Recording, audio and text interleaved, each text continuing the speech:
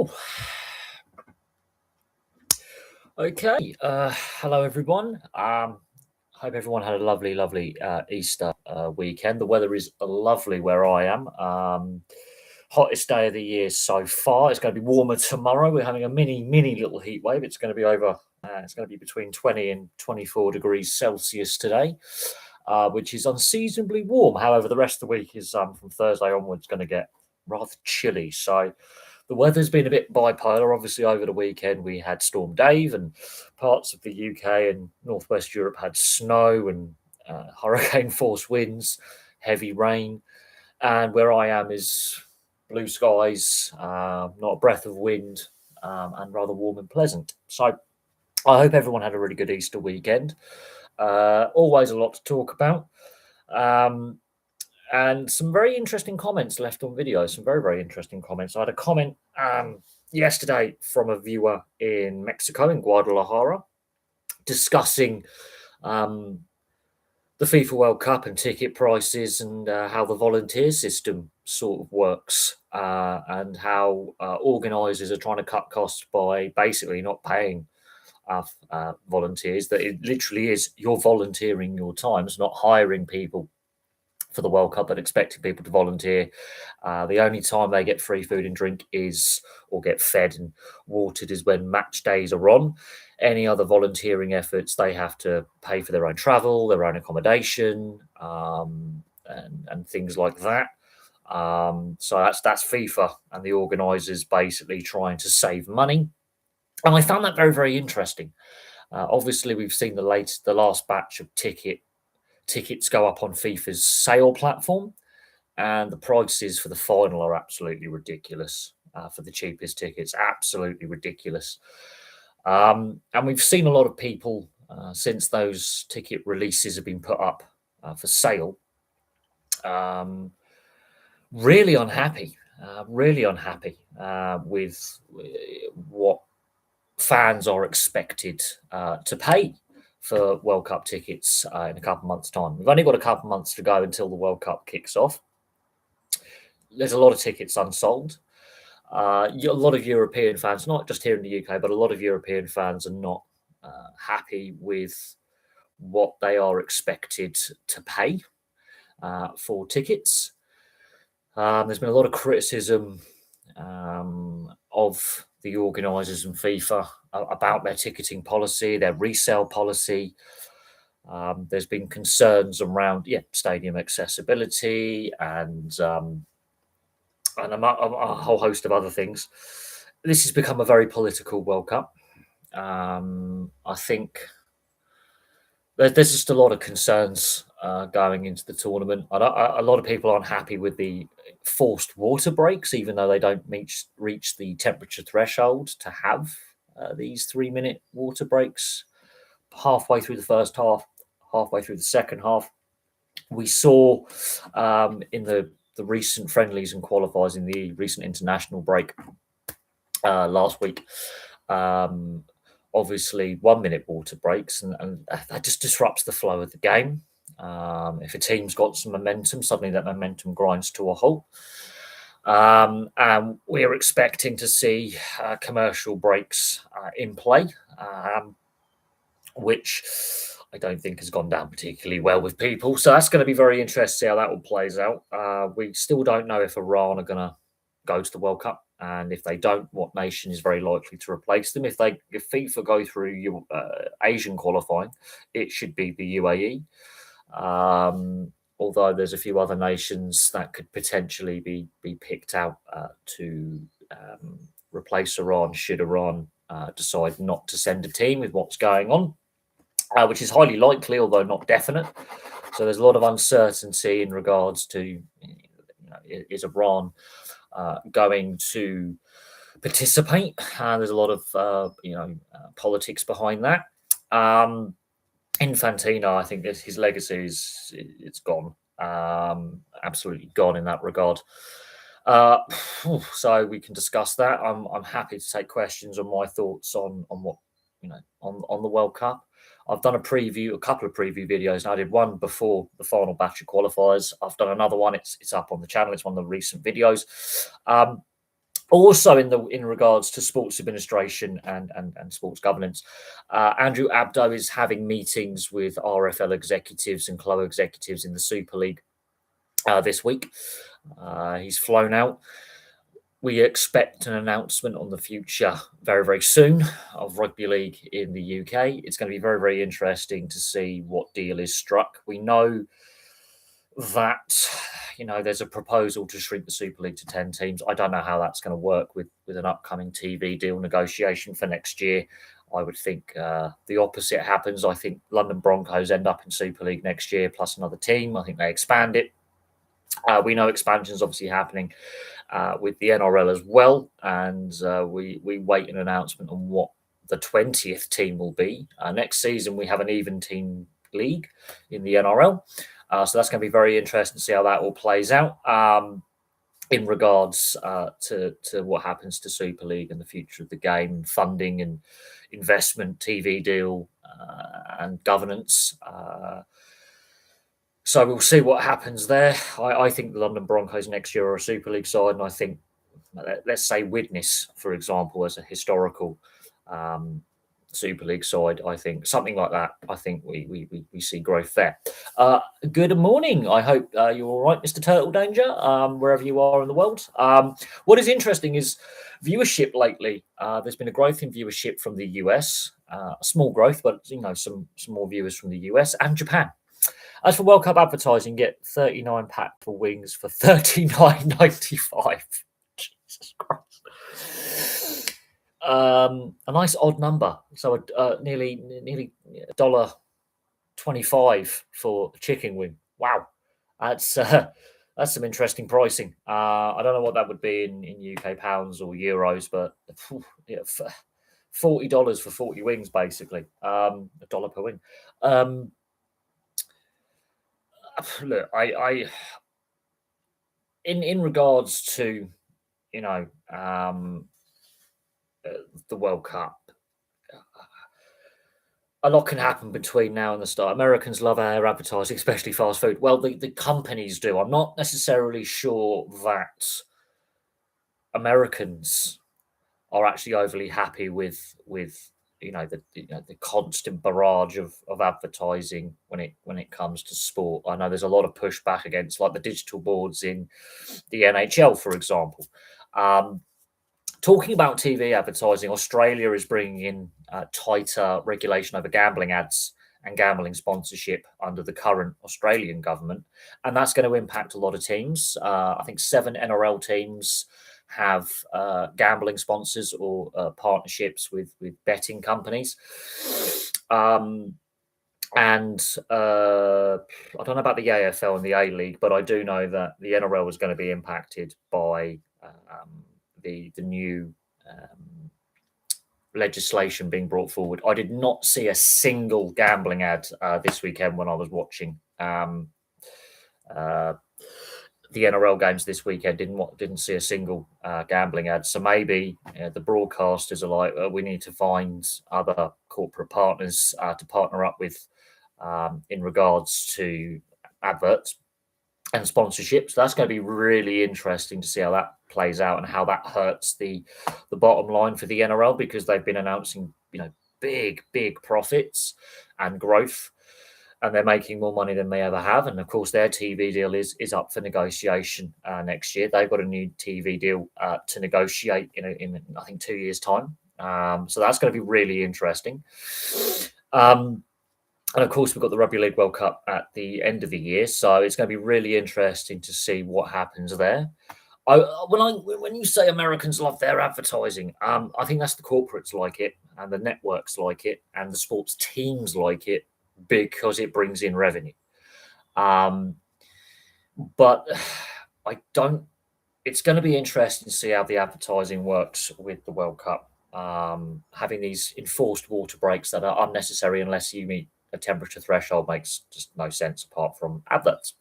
And when I was watching some of the international break, I didn't feel a connection with the international break.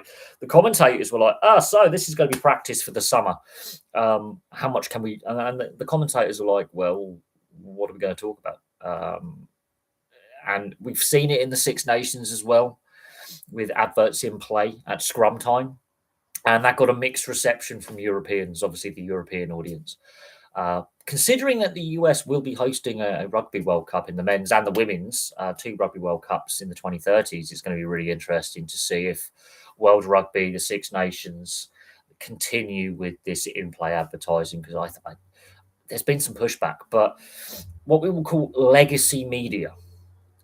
So this is new media, YouTube, but legacy media, they're finding that there's less ad revenue at the moment, and with the way the economy is going, it's going to be interesting. I wouldn't say gambling advertising is on the way out. There's definitely going to be a change to the time slots they're allowed, when they're allowed to advertise. We're seeing pushback here in the UK. We're seeing pushback in Australia. It's going to be interesting to see the balance they strike. Obviously, the Grand National, for example, is this weekend. I missed the Irish National yesterday. I didn't go down the bookmakers in the end, but I'm probably going to head down and place a bet on. I'll place a bet on the Grand National for Saturday. Yes, Leeds United were Strongbow. They were sponsored by Strongbow. Blackburn Rovers were historically sponsored by McEwen's Lager. Carlsberg was a famous long-term sponsor of Liverpool, for example. So there was, Tennants in Scotland, both with Rangers and Celtic. So the alcohol firms or the breweries have traditionally sponsored some high-profile football clubs, for example, here in the UK. Now, in France, for example, alcohol sponsorship is not allowed in regards to sports teams. So I remember when Liverpool was sponsored by Carlsberg and when Blackburn was sponsored by McEwen's Lager. If they were playing a game against a French team in France, be it a pre-season friendly or a European game, they would have to have blank patches where the sponsors would be. And it's the same with F1 when they go to France or any form of motorsport. If their team's got an alcohol sponsor, they're not allowed to have it at a French race in motorsport. So MotoGP is the same, superbikes, touring cars. If your motorsport team has an alcohol sponsor as a title sponsor, if you go to France, you cannot carry that sponsor. So France has had alcohol advertising bans for some time. Obviously, the tobacco ban came in, and I've got some F1 books, and it's just a hark back to times of old. I think energy drinks and like this, for example, I think they'll be next to have restricted advertising. We've seen fast food advertising, the adverts change a little bit before certain time slots, before the watershed. I think gambling advertising, when it comes to horse racing, they're protected. When it comes to dog racing, that's protected. Other forms of sport, there's going to be restrictions. I can see that happening. The US and Canada, with their liberalisation and the relaxation on gambling legislation over the last decade, they're in their infancy in regards to where we are in the rest of the Western world in regards to gambling sponsorship and gambling advertising. They're in their infancy, and they're finding a lot of. They've had some missteps along the way, and we've seen with Major League Baseball and the NBA, the gambling scandals that we've seen the last couple of years that have had massive consequences. We've seen a couple of NHL players be in breach of, betting rules, whilst not betting on games necessarily. Pinto is the prime example for the Ottawa Senators, who missed half a season with a suspension. The US is in its infancy in regards to how they deal with this and the pros and cons. It does bring a lot of revenue in, both tax revenue and revenue for leagues and sponsorships, but there is the negative side of things. My laptop stand is. Oh my god, my laptop is sticking to my laptop stand. I really need to have a clean. My laptop stand is filthy. I really need to clean that. I really, really need to give it a clean. I might give that a clean down a bit later on. But no, Leeds United famously had Strongbow. Labatt famously sponsored. I'm trying to remember the touring car team that had Labatt sponsorship, but there was in the 90s. Labatt is obviously a Canadian beer, but they famously sponsored a British touring car team in the 90s, and I've got again, some touring car memorabilia in storage, but I famously remember that. That was quite famous. So John Smith's, as famously, and Tetley Bitter. Tetley Bitter used to sponsor the Challenge Cup in rugby league after the cigarette sponsorship was banned. Never fully understood how US sports never fully understood. US had never had the full advertising on their jerseys. US sports fans don't like that. They see it as just alien, and they're in they have a real big shock when they come over to watch a hockey game or a football game or a rugby game over here in Europe or Australia for that matter. They have a real big culture shock when they see the amount of sponsors on jerseys. But it's a way for teams to make money, especially since 2008 to 2010. Um, Sports teams realised that this is an income stream, and it's a way to supplement our income stream. And there's a lot of resistance in the US and Canada with having just a tiny little sponsor like that big on a jersey. They wouldn't cope with a sponsor like this big on a jersey. They just wouldn't cope with it. And it's a different sporting culture as well. The first team ever to have a sponsor on a jersey is Kettering Town. The second team to have a sponsor on a jersey was Eintracht Braunschweig in the Bundesliga, famously. And I've done that in the football club histories. Please check them out. I have, those, and I mentioned that in those two football clubs, Kettering Town in football and Eintracht Braunschweig in the Bundesliga. They were the first two teams in the mid-70s to go, we're going to have a team sponsor, a company. So I believe Kettering Town was a local builders merchants, I believe, if I'm not mistaken. But Eintracht Braunschweig was Jägermeister, and they had a very long partnership with Jägermeister that went on for 3 decades as their main sponsor. And the other rival teams, this can't be allowed. This is not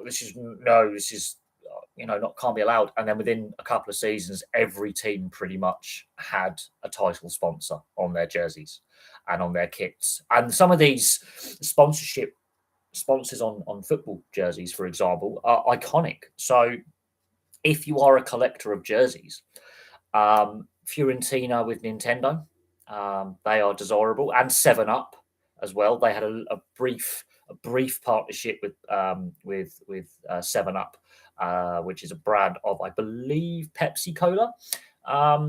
And very, very quickly that was dropped, and they came in with Nintendo for the N64 as their title sponsor, which was brilliant. That's an iconic jersey. I believe Roma was a team that didn't have a sponsor for a very long time in Italian football. Barcelona, obviously, famously in Spanish football, didn't have a title sponsor for a very, very long time. They were very resistant. But PSG, Opel, Lyon, Renault, another one. Obviously, Liverpool with Carlsberg is a famous one. They're not the only team to have Carlsberg as a sponsor, I believe. Was it FC Copenhagen had Carlsberg as a famous sponsor for a long time? The famous one with Blackburn Rovers is obviously McEwen's Lager, Premier League season. McEwen's Lager was the title sponsor of note. NTL, which was which is now a defunct company, but it's been absorbed became Virgin Media.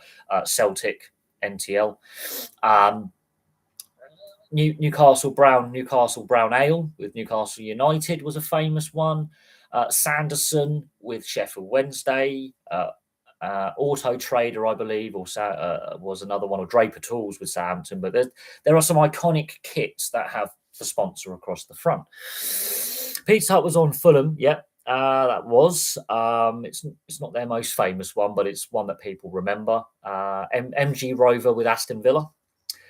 when before they went bankrupt and the MG Rover was split up and ultimately Mini was sold off to BMW and MG was sold off to Chinese automotive group. MG now has come back into the UK market. There were loads. There were loads of iconic ones across Europe for many, many years.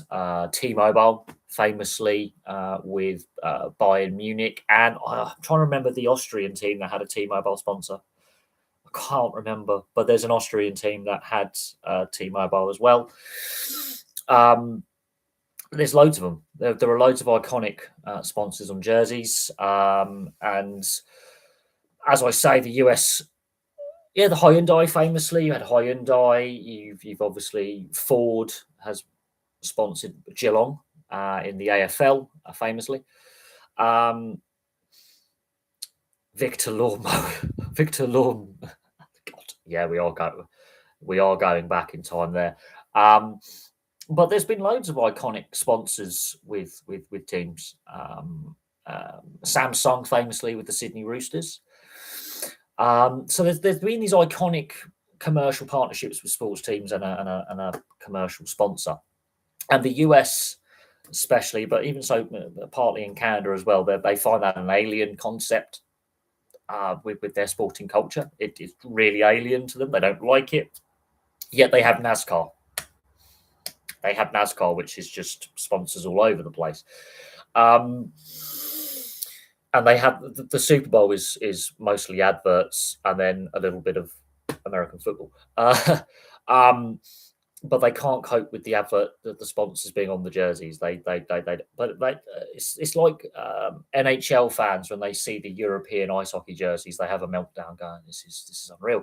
And look, as fans of sports teams here, yeah, I think that the one title sponsor is good. Now football clubs have 3 or 4. And it's a way to make money. They sell it's a big PR thing. They sell sections of the jersey for like X amount to have it on the jersey as a secondary sponsor, X amount to be the primary per season, and it runs into the millions for the big teams. And then lower down the footballing pyramid, it runs into God knows how much, but it's a significant revenue stream for clubs. It is a significant revenue stream for clubs and sports teams because rugby league, God, there's sponsors all over the kits. But it's a way for the especially small market teams as well to make money. Hoover with Warrington Wolves, vacuum cleaner company, an electrical appliance company. It's a big thing. I think they have a factory in Warrington, or they have a commercial connection to Warrington as an industry. But ultimately, it's a vital revenue stream for sports teams. They can't just rely on TV revenue and gate receipts. They need to find other ways to find commercial partnerships that make them money. And I do think with what Australia's doing with the restriction on gambling advertising and sponsorship in stadium, on TV, and with teams, that's going to have an impact at some point where these sports teams in their commercial departments are going to have to try and find sponsors in other industries to try and mitigate the restrictions, legislative restrictions that have been put in place. But it's an interesting question talking about, the sponsors on jerseys and how much, concessions cost, like food and drink at stadiums. NRL don't have a lot of major sports clothing brands. Example, Adidas, Puma, Nike, New Balance. It's more AFL than NRL. Adidas are sponsoring the Sydney Roosters. They're the kit supplier. O'Neill's, which is a British company, by the way, based in Northern Ireland, but it's a British company, do the Penrith Panthers. I think Nike or Asics are the Brisbane Broncos. There's some big ones. There are some big ones, but I do agree. They're more like Australian, more niche sporting brands that supply the kit the kits and the merchandise for the teams. But as I say, if the NRL does continue with its Vegas experiment, and I think it will, they're going to try and want to get Under Armour or Nike, depending on how you look at it, to try and supply more kits.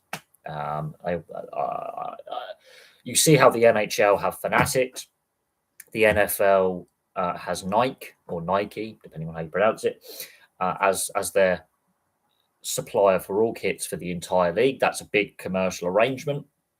It means that money's more evenly distributed with those commercial arrangements. It's worth a lot of money. Major League Baseball, which is a Nike thing, but technically Fanatics. I like my Air Maxes. I have to admit, I do like my Air Maxes, but I don't have a Nike tracksuit. I have what have I got here? I've got a Puma one. I've got a Nike hoodie.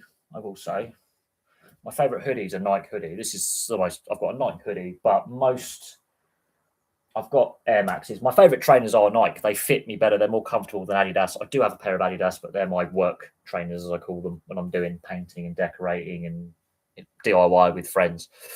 I wouldn't say they're the worst brand. They do really good footwear, I will admit. I'm not overly sold on how much they charge, however, for their footwear. I think they're a bit overpriced. Just saying. But I find them more comfortable. They fit my feet better. I find they're more comfortable to wear. Although in saying that, in the past I've bought Fila, Reebok, Ales, Adidas, Puma, Kappa. I've had Diadora. I've gone through various. When I was playing rugby and when I was playing football, I used to wear Nike boots, and then I went, you know what, I'm going to change to Diadora, which is an Italian company. And the Diadora, I had Adidas for a while as well, but I preferred my Diadoras. They were nice. They were very, very nice, very comfortable. They survived quite well. I still have them somewhere. I found the Adidas ones too tight, too narrow. The Nike ones, I just didn't quite get on with them. But the Diadoras I found were just right. But that's, again, personal preference. But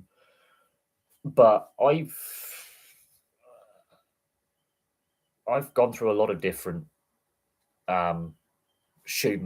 sports kind of shoes. I've had Dunlops. I've had all sorts, really. I wouldn't say I've got a good Nike jacket, to be fair. I'm not going to lie. It's a very good, comfortable jacket. Asics do make good shoes. I'm happy with them. This Concave, this Melbourne-based company, I was noticing in recent seasons a fair few rugby league players are wearing Concave boots. And this season, I can't see a single player wearing Concave boots. They look quite interesting. I've seen them advertised over here in the UK, but I don't play anymore. But I've seen them advertised, and they've got some interesting styles. Asics, well, they're Japanese, aren't they? But I've had some Asics sportswear over the years. I find them reasonably comfortable, but there's quite a few brands out there. I think Adidas and Nike are the two, and Puma are the three that really dominate. Kit manufacturers, supply, and general sportswear apparel. I think it's a good way to look at it. But I've had Kappa, I've had Fila. Obviously, I'm wearing Fila. Nice, my famous Fila jumper. That's 11 years old now. But then there's for me, I'm a little bit. I think Adidas look better than Nike on players when you're watching a game, and you're watching Puma. Adidas seem to look better, and Diadora look pretty cool. And Lotto, I've had some Lotto stuff over the years, but I have spent a lot of time in Italy and going to Europe, where the European brands like your Adidas, your Puma, your Diadora, your Kappa, they're more Lotto. They're more obviously visible. And obviously they have lower shipping costs because there's that village in Bavaria, which is one side of the road is the Adidas factory, the other side of the road is the Puma factory, and if you live in that village, you work for one or the other. Nike sports jersey. I've got my Reebok Winnipeg Jets. I've got three NFL jerseys. Am I a fan of Nike ones? I'm not really. I don't like their. I don't. I'm. That's an interesting one. I've never really been a fan of Nike when they are a kit supplier for a sports team. I do prefer the old school Adidas kits. The Lecoq Sportive kits are always iconic. It's an interesting one. It's whatever the sports teams decide to sign up with, and what deal they get with the kit supplier and the manufacturer. Castore are terrible. Avoid like the plague. And many sports teams have, when they've been supplied with Castore, which is another British company, to be fair, a Castore kit, they generally not so keen. Reebok is making less than they used to, which is a shame. But I used to like some of my Reebok stuff. But it's an interesting that we're going down what was my favourite sports brand. It's an interesting one. Nike is a massive company. I do like their trainers, though. I will admit, I do need to get my Nike Air Maxes cleaned, but I do like their range of Air Maxes. They do a line of Air Maxes in Gore-Tex. So Umbro, oh god, no! I hate Umbro. I really don't like Umbro at all. That's old. I have got some Umbro stuff, I will admit, but Umbro is ultimate chav. That is just cheap, nasty. It's a cheap version of Nike. Umbro is British though, so I'm not going to knock Umbro too much. I'm not keen on their rebranding, and I'm not. Umbro still has a lot of kits supply. They do still supply a lot of teams with kits. Not many Umbro boots being sold, though, I will admit. Reebok is not as popular as they used to be. They were huge in the 90s and the early 2000s. Yes, they did have a long-standing arrangement with England, and I believe, was it Northern Ireland and the Republic of Ireland? They had a long-standing commercial relationship with several international football teams and several clubs to supply kits. But I think they had some financial difficulties. Nike came along, and when Nike, came along and bought out Reebok and bought out Umbro, and they were subsidiaries, and they sort of declined as brands. I don't think Reebok's at the level it was, and I don't think Umbro's at the level it was. Yes, I do remember JJB Sports and JD Sports, which is now DW Sports. I do remember the old JJB Sports. I used to, it's now DW Sports. I used to go into JJB Sports quite often. Sports Direct, Foot Locker. I will be going to JD Sports after next payday. I need to get another pair of Air Maxes. I need to replace these. Well, I don't need to replace them. I need to clean these. There's a cleaning shop that does them in town, but I want to get the Gore-Tex pair just because they're longer lasting. West Ham are changing kit manufacturer from Umbro to New Balance. That's interesting that they're deciding to commercially do that. There's got to be, the contract's obviously up for negotiation. The team will say, we're willing to pay this much. The manufacturer will say, well, we're willing to sign an agreement for this much. Obviously, the team wants to, there's contractual negotiations there in the commercial department. And, famously, Bolton Wanderers had a long term when they, what is now Bolton's home stadium was called the Reebok for many years because they had because Reebok is from Bolton originally, was founded in Bolton. And they had a long-standing commercial relationship with the title sponsorship of the stadium. I believe Reebok, I don't know if they were on the board or had a stake in Bolton, but there was a big thing there.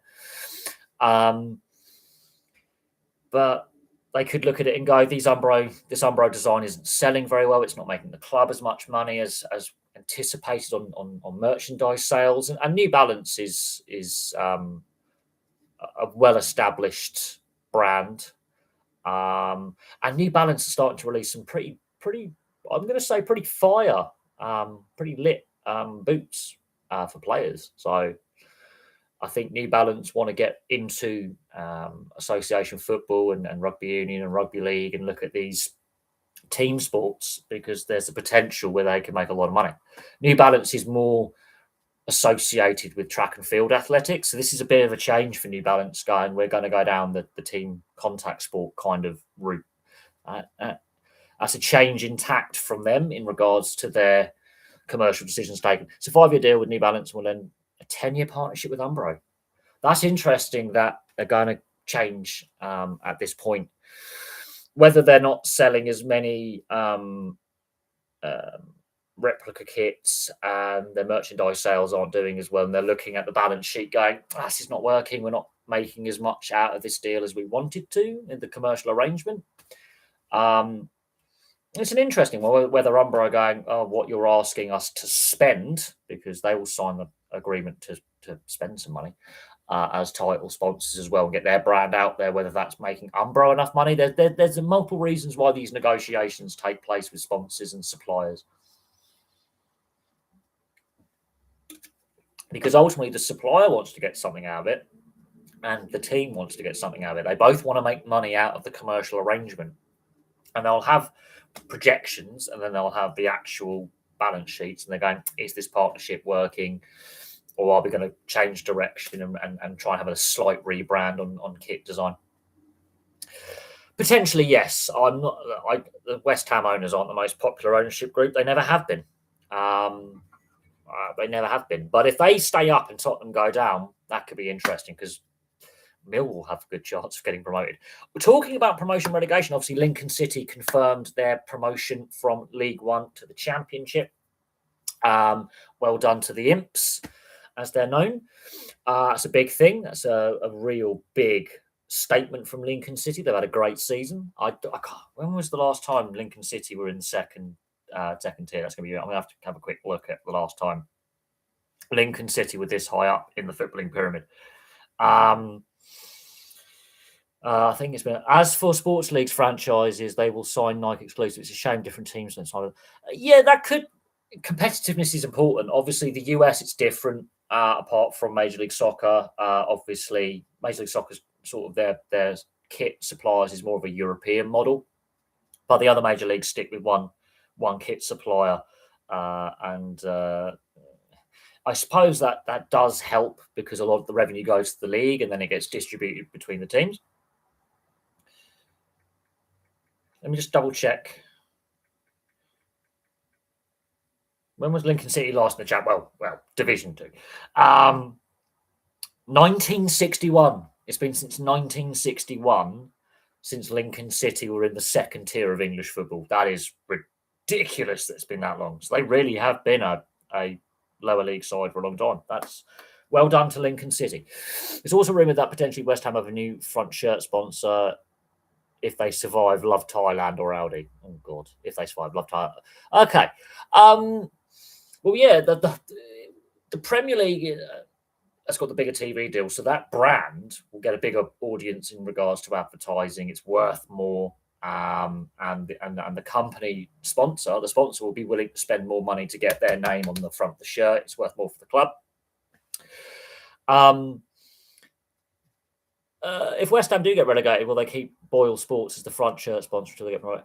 I don't know how much longer. Oh, yeah, because they'll be outside the Premier League. That's not covered by the restrictions because we're going to see when the sponsorships come to an end, we are seeing that legislation brought in that's going to basically prohibit Premier League clubs from having, or English clubs for that matter, having gambling sponsorship. So that's a really interesting question. I would think they would want to, because it's an interesting one. Again, having that potential relegation threat. There's still 7 games left in the season, and there's like Leeds, Nottingham Forest, Tottenham, and West Ham are in a battle to survive. And I think it's between Tottenham and West Ham that third relegation spot. I can't see Burnley overhauling the points differential. We know Wolves are done. There's no way Wolves are staying up. They were pretty much relegated before Christmas. But that is an interesting one. I'm not an expert on, as I say, I don't pretend to be an expert on sports finance and commercial arrangements. I'm not a financial expert by any means, and you know it'll be interesting if they. Well, I wouldn't be surprised if they do find a new commercial partner, regardless if they get relegated or promoted. We know that there's this pushback against gambling sponsorship in sport, apart from horse racing and dog racing. So we'll see what happens. But when teams decide their commercial arrangements, some teams will change sponsor multiple times. Some will go for long-term deals. So Manchester United with Sharp, which is a tech company, that's a very iconic brand from the 90s that they had. Liverpool with Carlsberg was a long-term commercial sponsorship arrangement they had. And some teams will change sponsor quite regularly. And it's all about the strength of your brand and as a sports team, the strength of brand. Like JCB has been sponsoring the Northampton Saints, or did sponsor the Northampton Saints in rugby union for donkeys, because their factory is literally in Northampton and that part of the country. So some will sponsor and partner with a very local, well-known company. If Spurs go down, would Spurs change their ways or stay the same? That's an interesting one. They've been in, even though they won a trophy last year, they've been in a couple of finals, and I'm saying this, they've been in a couple of cup finals over the last 20 years since they last won the League Cup in 2008. They've been in, Champions League finals, League Cup finals, etc. They finally win a trophy, and they sack the manager that wins them the trophy, and then the decline continues. So there's big problems at Spurs. There's big problems at Spurs. We'll see what happens. I think they're out of Europe. They've got 7 games to stay up. But I think they've been treading water for some time. They won a trophy outside their trophy window is the way I'm going to talk about it, because their chance to actually achieve something was between 2016, when Leicester won the Premier League, and I would say 2021, 2022, end of Mourinho's time, and they sacked Mourinho. I think that was, their window, in my opinion. And somehow they managed to win a trophy in a season where they were playing better than they are now, but was still a shocking season. That in 8 separate seasons, they would have been relegated from the Premier League. The reason why Spurs have stayed in the Premier League and why they could remain in the Premier League past this season is because the teams that get relegated are historically bad. Now, I don't know. You've got to look at the ownership. You've got to look at the commercial and footballing decisions taken over a significant period of time. And we are where we currently are. It's very interesting that West Ham recently win a European trophy in a relegation fight. Spurs win a European trophy in a relegation fight. Crystal Palace win a trophy just above the relegation fight. I think Palace have got enough to stay up. I really do. But, my voice is gone. But,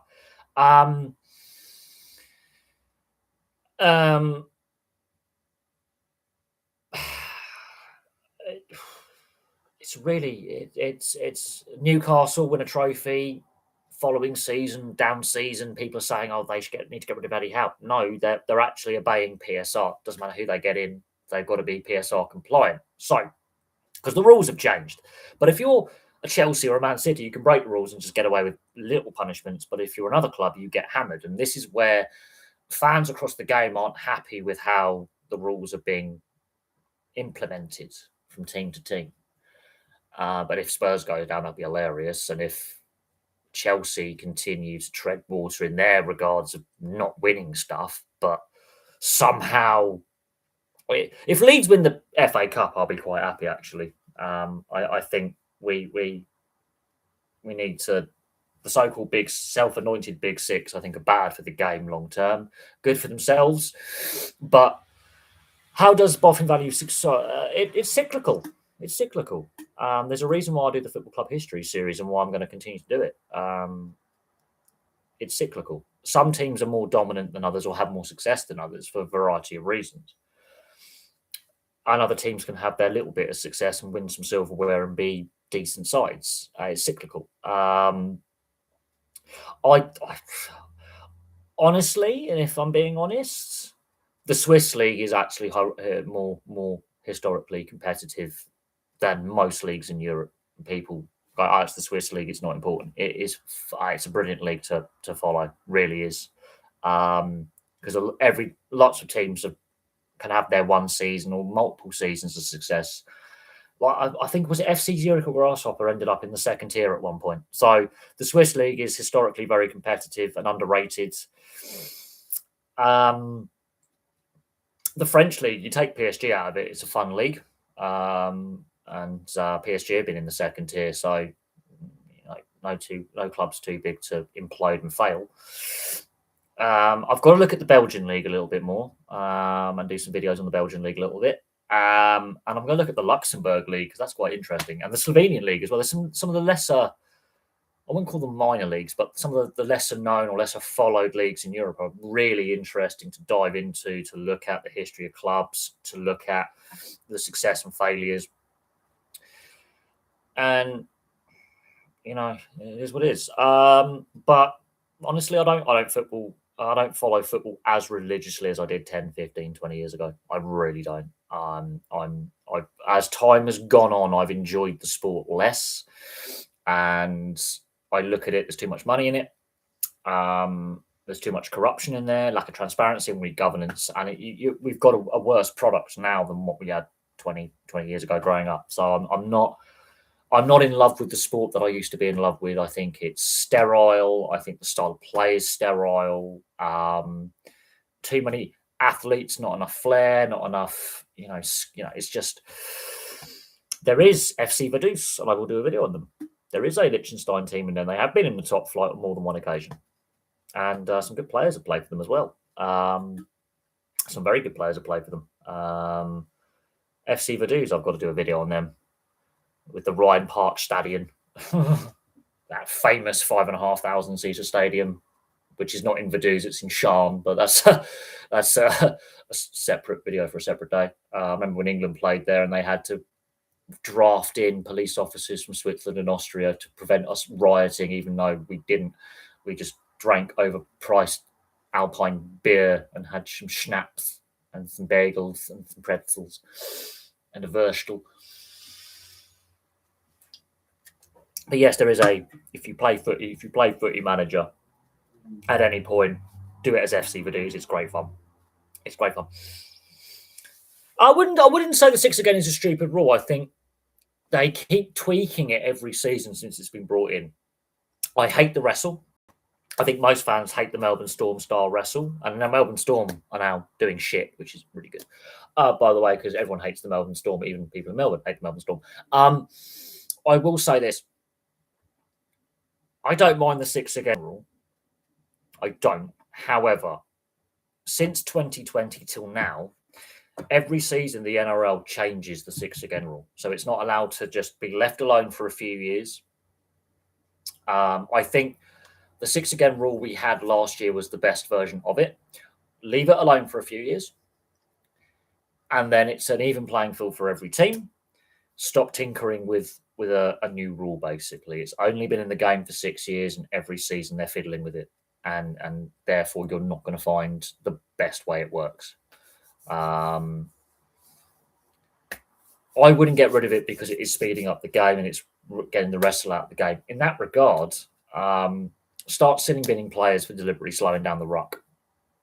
You either keep the 6 again rule but stop tinkering with it, or you start sin binning players for cynical slowing the game down.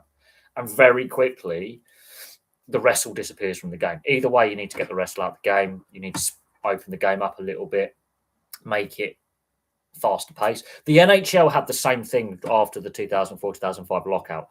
Goal scoring was down. There was the trap, the holding, the grabbing, the hooking, and they went, no, we can't continue like this. Fans are getting frustrated. The game isn't as good. Goal scoring's down. The trap is a good defensive system. Teams still play it, but we need to open up the play a little bit. We need to bring in a couple of new rules to, reward attacking play, whilst also rewarding defensive play as well, but make it a more balanced game where it's more entertaining, at the same time still just as physical as what it was before, but at a faster pace. They did that. I think the NHL was in a good place. But they realised we can't carry on with this turgid product. I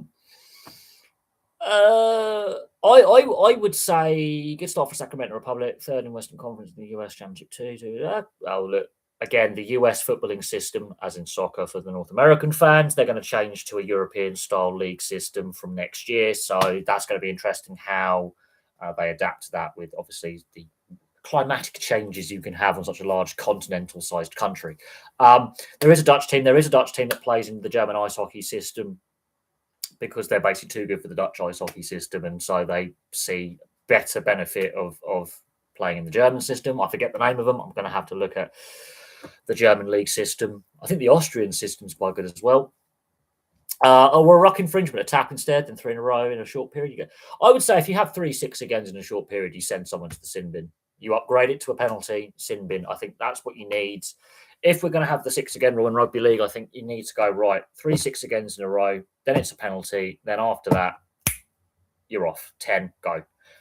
Very quickly, coaches will realise you can't play the system and deliver, because they're also slowing down in the half of the field that the 6-again isn't needed, because they can get away with it. So either you bring in the 6-again for the full 100 metres of the field. I would say 3 in a row, penalty, after penalty, sin bin. I think you need to escalate quicker. Suddenly the wrestle disappears, because the consequence of being a man down with the 6-again, with the open field that gives, you're just going to ship points. You're going to get hammered. But it needs to be consistently refereed, and it's not. And I think that's the problem. And I don't think us, the fans at home or the fans in the stadium, while the referees are mic'd up, I do think there needs to be a bit more consistency in the area. Because coaches are finding workarounds. They're deliberately giving away penalties at scrum time to set the line. They're less likely to concede off a penalty tap than a scrum. So I think it's 1 in 3 scrum. I think out of 37 scrums in the 20-metre zone or something, 7 have resulted in scoring plays within the first phase or 2 of play, within a tackle or 2. So defensively, you're better off giving. It's just some deliberate. That's cynical, then, isn't it? On the other hand, Panthers deliberately go for 6 again. They don't care. They back the defence. Panthers are going to exploit the rules. They also are the fittest team. They've got the best system. They're the most consistent team over the last 7-8 years. But last year they weren't, because of injuries and key players missing. So that disrupted the system, as noticed in the first half of last season. I would say 3 6-agains, penalty. After that, that's your team warning. Then sin bin, just go, right, this player's going. Doesn't matter if it's a star player or not, they're off. Suddenly, that disrupts the defensive flow, creates more space on the field, and it's just not worth the risk of shipping 1 or 2, even sometimes 3 tries in that 10-minute period. It's not worth the risk, especially if it's a tight game. We've seen some tight games. Obviously, Tigers, Eels went obviously golden point. There was the sin bin. There was Simonson's nasty injury. So who was the other player who knocked himself out, the centre? He shot out the line and he went for a tackle and he poleaxed himself and he was put on report for lack of duty. The Parramatta centre, he basically gave himself brain damage with a shocking defensive read. But we'll see what happens. At the end of every year, the commission, they review things. It's the same with the NHL Board of Governors meeting. They review things. NFL, same again. Every league, I mean, it's like the ABS in baseball. Umpires aren't happy because it's like devaluing them or undermining them. But if they've been getting away with bad calls for a long time, the quality of refereeing is a thing. And I do think we need, God, I really need to clean my laptop stand. My laptop is sticking to the laptop stand. I'm going to have to clean this later. We can talk about the standard of officiating in sports. And I've done videos on this before, and I can continue to do videos on it again. And with the amount of money in professional sport at the elite level, you would expect a high standard of officiating because the officials are full-time officials. The problem is at the lower levels of sport, doesn't matter if it's in a promotion relegation system or in a developmental league system like you have with the NRL, with New South Wales and Queensland Cup, for example, not all the referees and all the line touch judges and match day officials are full-time. A lot of them are part-time or volunteers. They will have a day job and they don't get paid a lot. And without the volunteers aspect of things, you don't get games played.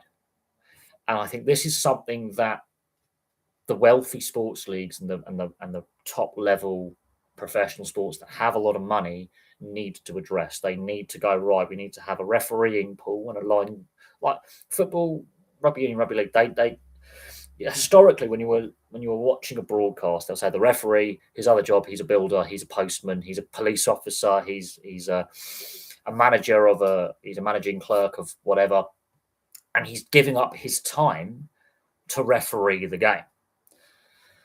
As rugby league has become professional, as rugby unions become professional, the referees have become professional, and that's fine. At the grassroots level, at the lower levels of the pyramid, and I call it a pyramid because obviously I'm obviously based here in the UK, and therefore we have the promotion relegation system. Although for some reason rugby league and rugby union are trying to franchise and Americanize the sport with negative consequences, but that's my opinion on that. At the grassroots level, the referees are part-time. Even in football, they're part-time. No, yeah, you could argue VAR. It's not. The premise is okay. As I say, if you've watched my videos from the 2018 Football World Cup in Russia, go back 8 years. I do say then, and then when I review the World Cup and when I'm talking about the Women's World Cup in 2019, I felt in 2018 VAR had a good basis to be used, and it should have been used only when red card review and potentially offside. That's it. Right? Something happens off the ball. Yeah. We're using it too often. They've muddled the thinking behind it. The offside rule needs changing to what it was in 1992. The interpretation of a clear gap between attacker and defender. We're talking a toe offside. No. Doesn't work. Get rid of it. And there is a league that is trialing the new offside interpretation, and I do believe that's what we should go with. I do have the rule book from 1992, a little handbook, for beginner's guide to football or soccer. I think it was meant for the American market, but I was a kid. I was young, and I was even as a toddler, I was sports mad. My dad bought me this little book, and indirect free kicks are still a thing for accidental handball in the box. That's when all the players stand on the line, and you just roll the ball, and so the back pass rule where the keeper could still pick it up. It was the last year that existed, and they were talking about for this season, next season, and they were talking about how the rule was going to change. Shirt pulls, automatic yellow. Descent towards the referee, automatic yellow. They don't do that. The referees should be fully mic'd up, start booking players, send them off. It will very, very quickly, that goes out the game. A dive, automatic yellow. Again, referees too scared to do that. And some of the tackles, which are 50-50 or a strong challenge, that's a foul now. No, he's got the ball. Sod off. You're watering down the product. You're making it less physical. I understand protecting the skill players and protecting the players, but some of these players, they're mollycoddles. That tackle on Phil Foden, I got criticised for how I described that tackle. Perfect challenge. Sorry, Phil Foden is as a leg break. No, it's not. His foot didn't get stuck in the ground. He rode the challenge. He rolled around like he'd been shot, and he had a crap game. So that's my view on Phil Foden and his response to that challenge. And then the reaction from the England players. I mean, come on. You're playing Uruguay. You know they're going to be niggly. You know they're going to throw the challenges in. You know they're going to milk things. Just don't. That's why I like Uruguay, because they rough you up. It's good fun. National League North, South Shields will have a new international investment group. The new ownership structure will take effect from the 16th, subject to National League approval. Again, investment in the lower levels of the game is vital. There's not a lot of money floating around the lower levels of the game. If clubs like Port Vale have announced 9 million in losses, that's not sustainable. So yeah, the League Cup, Chelsea was rolling maul. How do you fix crowding the goalkeeper? Goalkeepers are overprotected. Back in the day, you could barge them in the net, you could shoulder charge them in the net. Goalkeepers are a protected species. And someone used to play goalkeeper, I used to just stick your elbow in the back, stick your elbow into the attacker, dig into his ribs, do it in a way where you're not actually physically moving your arm. They're going to move when you're digging that last two ribs just above your kidney. That hurts. Dig it in there. Back in the day, goalkeepers used to have to fight for their positioning, and that first collision, when you rough up that centre forward a little bit, or that player in for the free kick or the corner, they're going to give you a wider berth if they know you're going to react and you're going to get. But now players go down like they've shots. There's holding. VAR doesn't. There's about 9 fouls in the box for every corner and free kick. What do you do? I don't know. Refereeing with common sense has gone out the window, but refereeing by the rule book, or the law book, should we say, in black and white, doesn't work either. Referees, I think, at the top level at least, have definitely had their authority weakened by VAR. They're too reliant, and they go, "Oh, we'll go to the tech. I'm not going to make a decision." They're more cautious about making a decision. They're fearful that if they do make a mistake, they're going to be all over social media. They're all going to be over the mainstream legacy media. They're going to be lampooned in the press. And then the PGMOL are going to have to drop that referee, get him out the limelight. He's going to have to referee in the lower levels for a couple of weeks, just get him away from the media scrutiny. And then you have, I don't know who's in charge of the PGMOL now. Is it still Howard Webb? I can't remember. But then the clubs, the players, the managers, they can't criticise the refereeing performance, but then we don't hear from the referee about why he's get. The whole thing starts getting a bit murky. You've got to respect the officials, because without them, we don't get a game. But I don't know where we go with it. As someone who played at school level, I was a bit like the monk. Going for a punch for the ball, I'd leave something on the other player. I'll go, yeah, and I'll just leave a little. They're not going to get in your area. They're not going to get in your 6 yard. Same with ice hockey. Some goalies, they are known to swing the stick. There are some that are. I mean, look at the Islanders and the Flyers in the 80s. Ron Hextall, there you go. Bill, was it Billy Burns? I forget the Islanders goalie who used to like fight everyone. But if you got close to Ron Hextall in the Flyers goal, you would for the NHL, he would try and decapitate you. He would fight anyone. And I'm trying to remember the Islanders goalie. It's obviously before I'm born, but there was an New York Islanders goaltender when they were having their dynasty in the early 80s who was just known to be a lunatic, and he would not get in his crease. He would clear his crease out. There's been a few in more modern times, but some NHL and other ice hockey goaltenders, they are known to be lunatics, and they will fight. They will not only just slash with their they will drop their gear. It's like watching Transformers fight, big robot, and they will start swinging.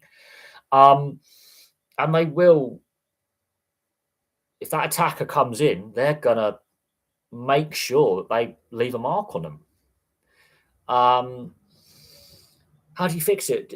Allow the I don't know. Just look at old footage where you can actually physically assault the goalkeeper. I think it was until the 1960s, 1970s, you could literally push him in the net. Now there's so much play acting in the game and histrionics. It sometimes becomes unwatchable. I think the physicality's been taken out of the game. The art of the tackle's been taken out of the game. It's like that Port Vale Chelsea game. I know Port Vale got hammered 7-0, but there was a few physical challenges, but they weren't that bad. There was no energy to the game. It was all like, let's try and pass neat and tidy and just fly in with a couple of challenges, man. I don't know what Roy Keane would have made of it, but I think he would have been less than impressed with the lack of energy from players, the lack of physicality from players. The goalkeeper's got to stand up for himself. But then it's a tactic. Managers know that you're going to draw a defensive free kick or you're going to draw a penalty. It's always a wrestle. I don't know how you fix it. You can't use the term toughen up and man up anymore because apparently that's not allowed. But the lower levels of the game, the goalies are a bit less protected. You've got to fight for your space. I think if referees were to follow the law book, I mean, Christ, the game, you would have no players left on the field because all the holding, everyone get booked at every corner. But the play acting doesn't help. The childish antics from some players doesn't help. And that's where I think the game is not selling itself to the US. They want to see them kick lumps out of each other, really, because they're used to the NFL with the contact. They're used to the NHL with the contact. That's why I think the Americans are interested in what rugby league and rugby union has to offer because of the physical gladiatorial contest. Pep to blame for the analytics game. I wouldn't say he's totally the only one. He wasn't the first one to actually use tiki-taka, Spanish-style, antiseptic 1-0 pass them to death football. I think we are overcoaching, and that's been a thing since Wenger. I think Wenger is one of those coaches who transformed the game a little bit. We're coaching the flair out of players. I think Jack Grealish is a very good flair player. And you slot him into the sports science, the analytics, get the tablet out. Just ditch it. Old school is more fun. That's why I prefer the lower levels of the game.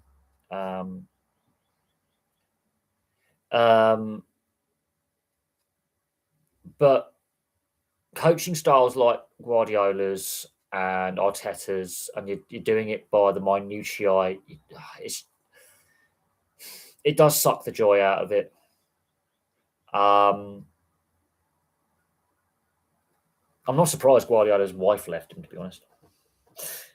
But then again, there's all sorts of allegations coming out that Man City about the off-field culture of the players and the coaches and extramarital affairs and drug use and other stuff going on. That has been a consistent theme since Guardiola's been there, but that's another thing. I think a lot will come out when one ex-player is brave enough to go, I'm going to tell all, and I don't care if someone tries to sue me. I think someone's going to be brave enough to go, this was what the culture was like within insert football club here, but we'll go with Man City or we'll go with other clubs like Man United. This is what the culture was actually like. We talk about this no dickhead policy and being good role models, but actually you hear about the individual players who've had misdeeds. It's going to take someone to go, actually, I'm not friends with that guy. I'm going to be honest. If you go on all the podcasts, they're all matey with each other. That's not the case. It's not the case. There's definitely some skeletons in some closets that I do think eventually someone's got to be brave enough to go, that guy was a toxic piece of shit. That guy was a toxic piece of shit. I don't like any of these people. Like Dwight, like Andy Cole and Teddy Sheringham hated each other. We need more of that. We need more players and coaches to go, actually, this was a toxic work environment. Win at all costs is not the way to go. It harms player development. It harms the working relationship. It's toxic as hell. We need to change. We need to change how we do things. And I think with Man City, and I've no doubt probably with Chelsea as well, Man United, there's going to be an ex-player who finally goes, you know what, this is actually what it was truly like. It was toxic. Glad I left. This is what the culture's allowed to be. And it's what it is. Can you imagine VAR having to look at the malice at the Palace? Oh my god! Didn't some people go to prison for that? The Malice at the Palace. That was 22 years ago, and people still talk about the Malice at the Palace. Um, there will be a point when everyone involved with the Malice at the Palace is dead, and therefore we're like, oh, that happened. But yeah, the Malice at the Palace, that is still spoken about today. And but that was two teams that really didn't like each other, and there was and we can talk about the Malice at the Palace, but there was a lot going on at the time in the US. There was a lot of tension in the. There still is now, but this is post 9/11, and at that time in the early 2000s, like the US, well, it's drastically different now, but there was a lot going on, big rivalry. It boils over. I think we need a little bit more like this. I mean, oh, this is a disgraceful scene. It's like, no, actually, people are still talking about it for a reason. Every highlight reel, when we're talking about what it was like the olden days, so to speak, a lot of NBA fans want more Malice at the Palace than what they're getting now. They want the characters of that era, that style of character back in the game. There's a lot of NBA fans who are not happy with the state of the game now. Because a lot of them are talking about it.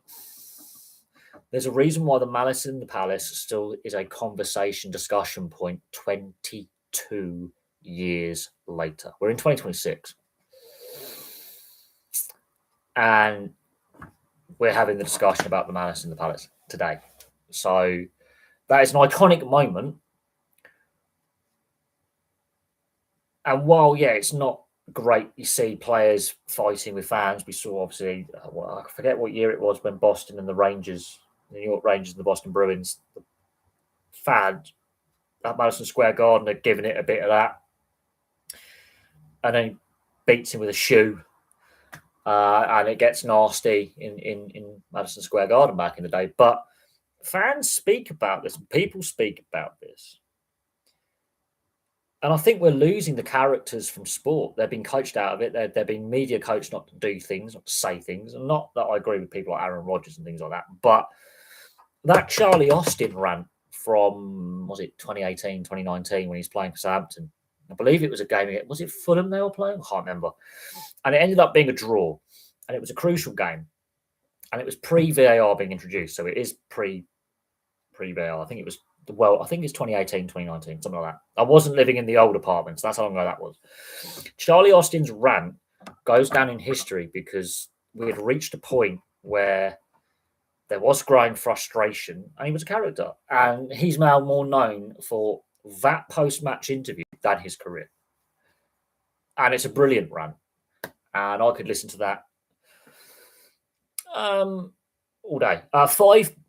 Five Pistons fans got life bans. Yeah, that would probably happen. But it's like that Philadelphia Flyers fan who ended up fighting Ty Domi in the penalty box because he falls through the glass, and Ty Domi just naturally reacts and says, "I don't know what's going to," because he's getting held abuse and he sprays the water bottle as a joke, and the fan wants to actually, swing at him, and he defends himself. Fair play, like he properly got.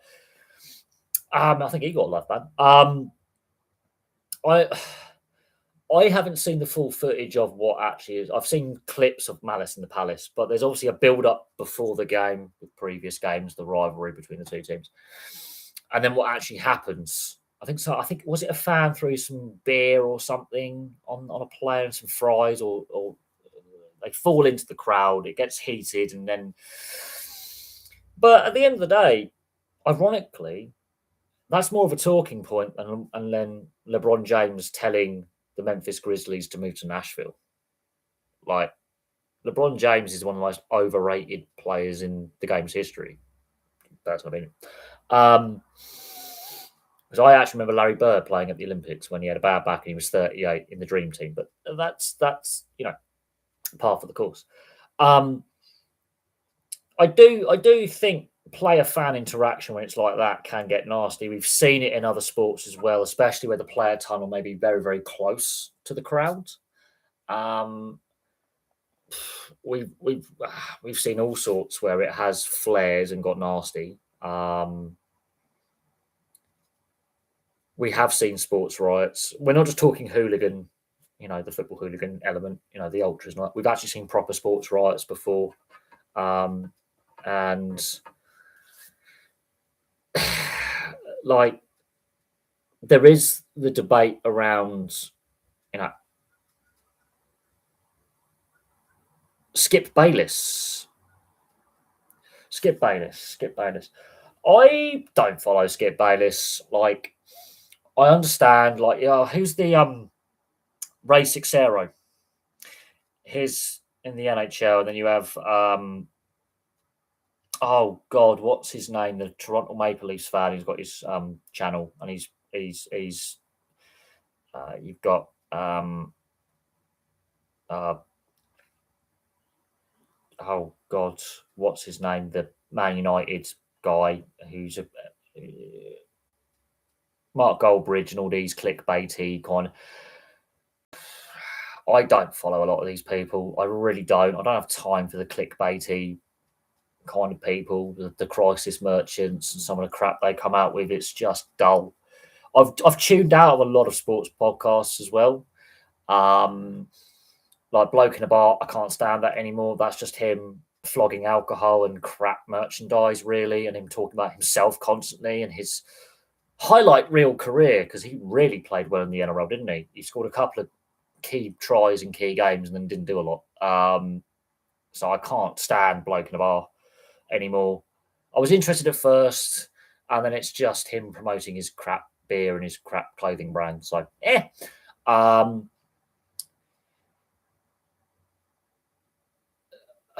controversial takes. There's always going to be someone who's got a controversial take, but yeah. John Green throwing a drink at Ron Artest. Meta World Peace. Yeah, John Green throwing a drink at Ron Artest, who was lay on the sauce. Oh yeah, he was, wasn't he? And he went the wrong. Yes. So yes, Artest, Ron Artest. Like I said, I knew there was some bubbling resentment between the teams before the game from previous matchups and things said in the media. But yeah, Ron Artest, Meta World Peace. What a it's like he's the other guy he's like a poor man's Dennis Rodman, isn't Ron Artest? But the Malice in the Palace. I mean, again, 2 decades ago, still talking about it. Kevin Peterson. Ooh, Kevin Peterson. Can't stand the guy. Ruffled a lot of feathers. Big ego. Disruptive ego. Great. Look, there's no doubt Kevin Peterson is a fantastic cricketer with his shot selection, his skill as a batsman. As an individual, not a massive fan of Kevin Peterson. I know there are those who are, and fair play to them. They agree with his point of view, or they don't mind his point of view. But not a massive fan of KP. Sorry. There's a lot of a lot of ex-cricketers that I can't stand, actually. And again, we're talking about the culture within sport and within dressing rooms. Obviously, we had what happened with Australia with the ball tampering scandal. Shane Warne is a very complex character. I think he's a flawed character. Cricketer, as in his actual skill with bat and ball, there is no doubt he transformed spin bowling. And you could argue he transformed lower order batting as well, because he could bat a bit.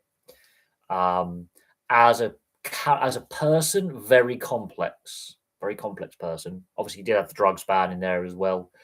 I think looking at his career and the controversy surrounding the late Shane Warne, because there was no doubt great player and a great advocate for the sport of cricket. So many controversies surrounding him off the field, in his personal life, and of course the drugs ban, that he's a very complex character. I don't dislike Shane Warne as a character, but I preferred Shane Warne before the drugs ban and before he was shagging Liz Hurley. I think is the best way to look at that. I think there was a lot. There was more to Shane Warne than meets the eye. He was a very complex character. Could have played AFL. He was on the Essendon or Collingwood list. he was a potential AFL player and he chose cricket. So that's interesting. Michael Vaughan, obviously, he's had some recent controversy with the Yorkshire racism scandal. I prefer Michael Vaughan more than Jeffrey Boycott. How Jeffrey Boycott can still be a moral beacon for society after his domestic violence conviction. Wait, not allegations, conviction in a court of law. I can't stand Jeffrey Boycott. Don't like Jeffrey Boycott. Michael Vaughan, turns out not everything that was said by Rashid was true. There's a bit of murkiness there. But look, both Yorkshire, you see the whole Yorkshire County Cricket Club, there's something going on at Yorkshire County Cricket Club and within the catchment area of the local teams and the culture within that cricketing system that is worrying about the culture within the county and the team. What Shane Warne, if the off-field stuff, I think the drugs ban would have definitely killed the captaincy. Absolutely. And that was a sporting thing. The other stuff, once the other stuff starts to become known, it becomes harder. But that's it's a complex one. But you've got the public image, and we've seen what's happened when you have the wrong leadership group and the wrong culture, and allowing bad behaviour. And I think cricket. I like Phil Tufnell's book, but the off-field culture is still toxic. There's definitely a bit of a lads culture in the wrong way. Same with rugby. Both codes of rugby, there's still some toxic culture elements. He was a good captain in the IPL. He was a very good captain in the IPL in the shorter formats towards the end of his career and the Big Bash. But I do think, those off-field things, and he became controversial because of his private life and his drugs ban and some of his antics. It is very sad he did die young, but I think there wasn't. There's been rumours circulating about recreational drug use as well that never went away, and people laud him as this kind of legend. But there is a dark side to Shane Warne, I think, that as he's passed away, we've got to be careful of, not besmirching someone, but there were rumours circulating about recreational drug use as well, and some less than savoury antics, which were never proven, but there's no smoke without fire, and dying suddenly at that age is a bit eyebrow raising and a bit concerning, and there's definitely something to be thought about and discussed there in that regard of why is he dying so young? But as a cricketer, as in the skill with how he spun the ball, his bowling technique, his lower order batting was very important. The first half of his career, I think he's the better player. I think he's the more lovable character. As time goes on, he becomes. This is where the fame, I think, goes to his head. And he even admitted in interviews. He admitted in interviews. Oh God, I've really got to clean this fucking laptop stand. My laptop's sticking to it. He did admit in later interviews that he wasn't the best advised as a younger player, especially with all the media's, sensationalism and media attention, because he bowls the ball of the century, and his early career. And as cricket becomes more professional and more global, and there's more money in it, more sponsorship, he does admit that he wasn't the best advised and he made some poor decisions. And that, in hindsight, is the sign of a wise and a mature individual. But that kind of playboy and kind of lifestyle, it caught up with him. But if people still go, Jeffrey Boycott still got a platform and he bashed his wife and was found guilty. So what do I know about, the moral high ground? But I do think, unfortunately, cricket, like a lot of sports, still has a very, very toxic element to it. And I've got mates who are members of local rugby clubs and work colleagues, and some of the so-called atrocities when they talk about their rugby tours and they talk about their Christmas parties and summer barbecues and post. It does worry me a little bit that this is it's not the physical contact and the potential. This is why some parents don't want to let their kids play certain sports, because they hear these negative stories from the local club, like the local amateur club or the local grassroots non-league club or whatever it is. They hear they word of mouth, especially in smaller communities, small town. It's the local club.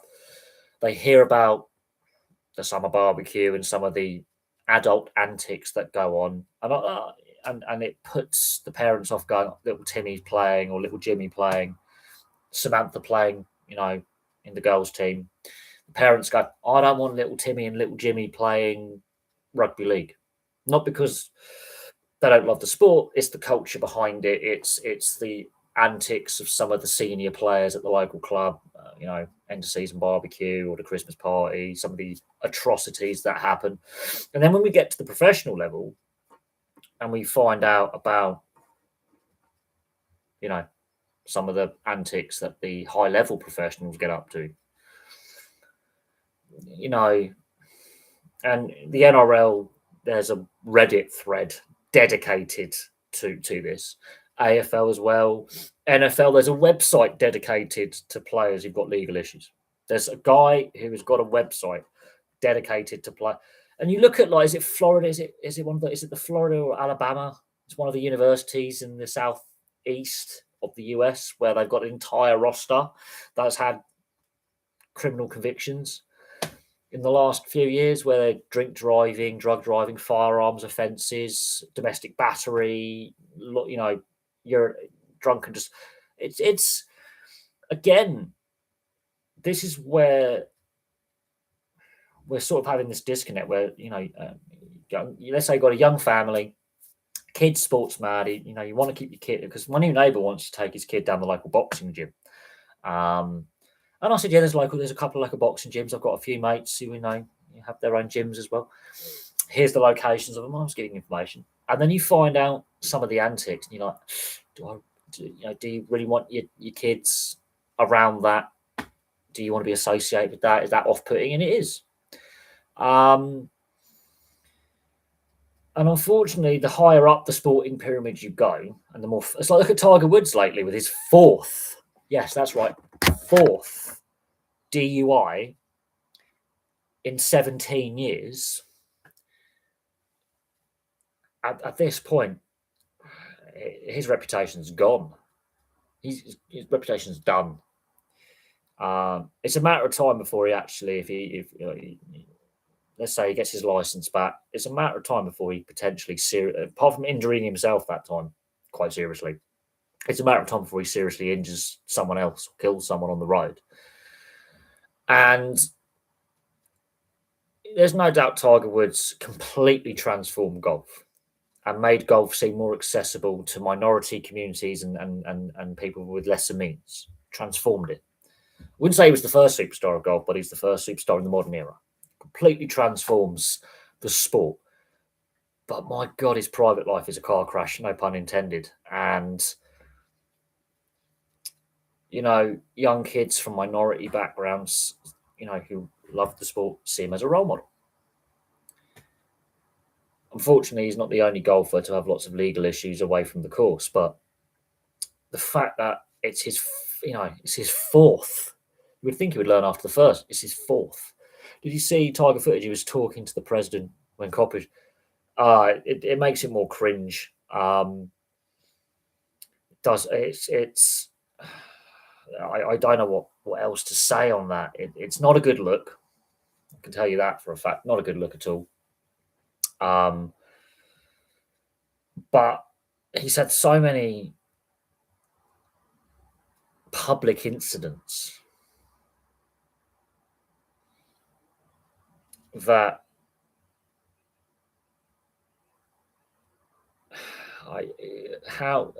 but he's not the only golfer to have a colourful private life, but his one is car crashing so publicly.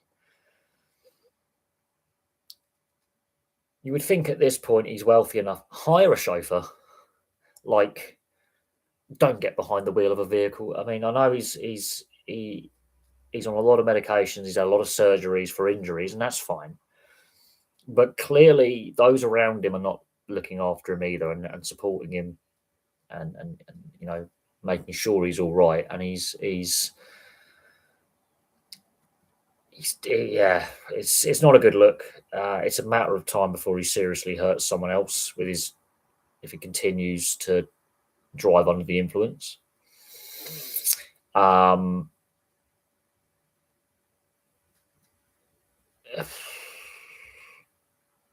and they're only sorry because they get caught. And I don't know how many.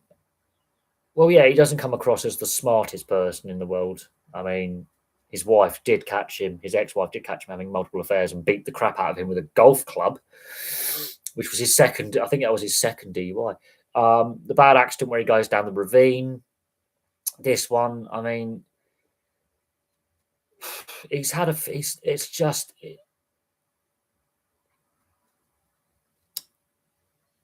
I think the problem was he was very successful very early on, but a lot of money very early on as well.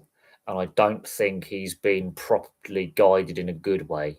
I think the wealth and fame definitely hasn't helped. But he's not in a good way. But I don't particularly like. He comes across as a very arrogant individual as well. And not a particularly nice individual. As time has gone on, I'm finding I like Tiger Woods less and less. There is no doubt that the first 5-6 years when he burst on the scene in the mid-90s, late 90s, fantastic, brilliant. As time has gone on, I like him less. It just. Would you say many professional sports people are that nice? I've met quite a few who are very down to earth, very, very grounded, very pleasant, really nice people. And then you meet others who are just dicks.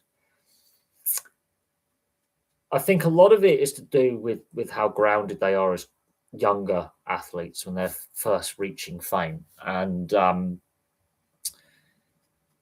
there is no doubt. I mean, I in my day job, obviously, working on as a bin man, garbage man, however you look at it. I've done some famous people's houses.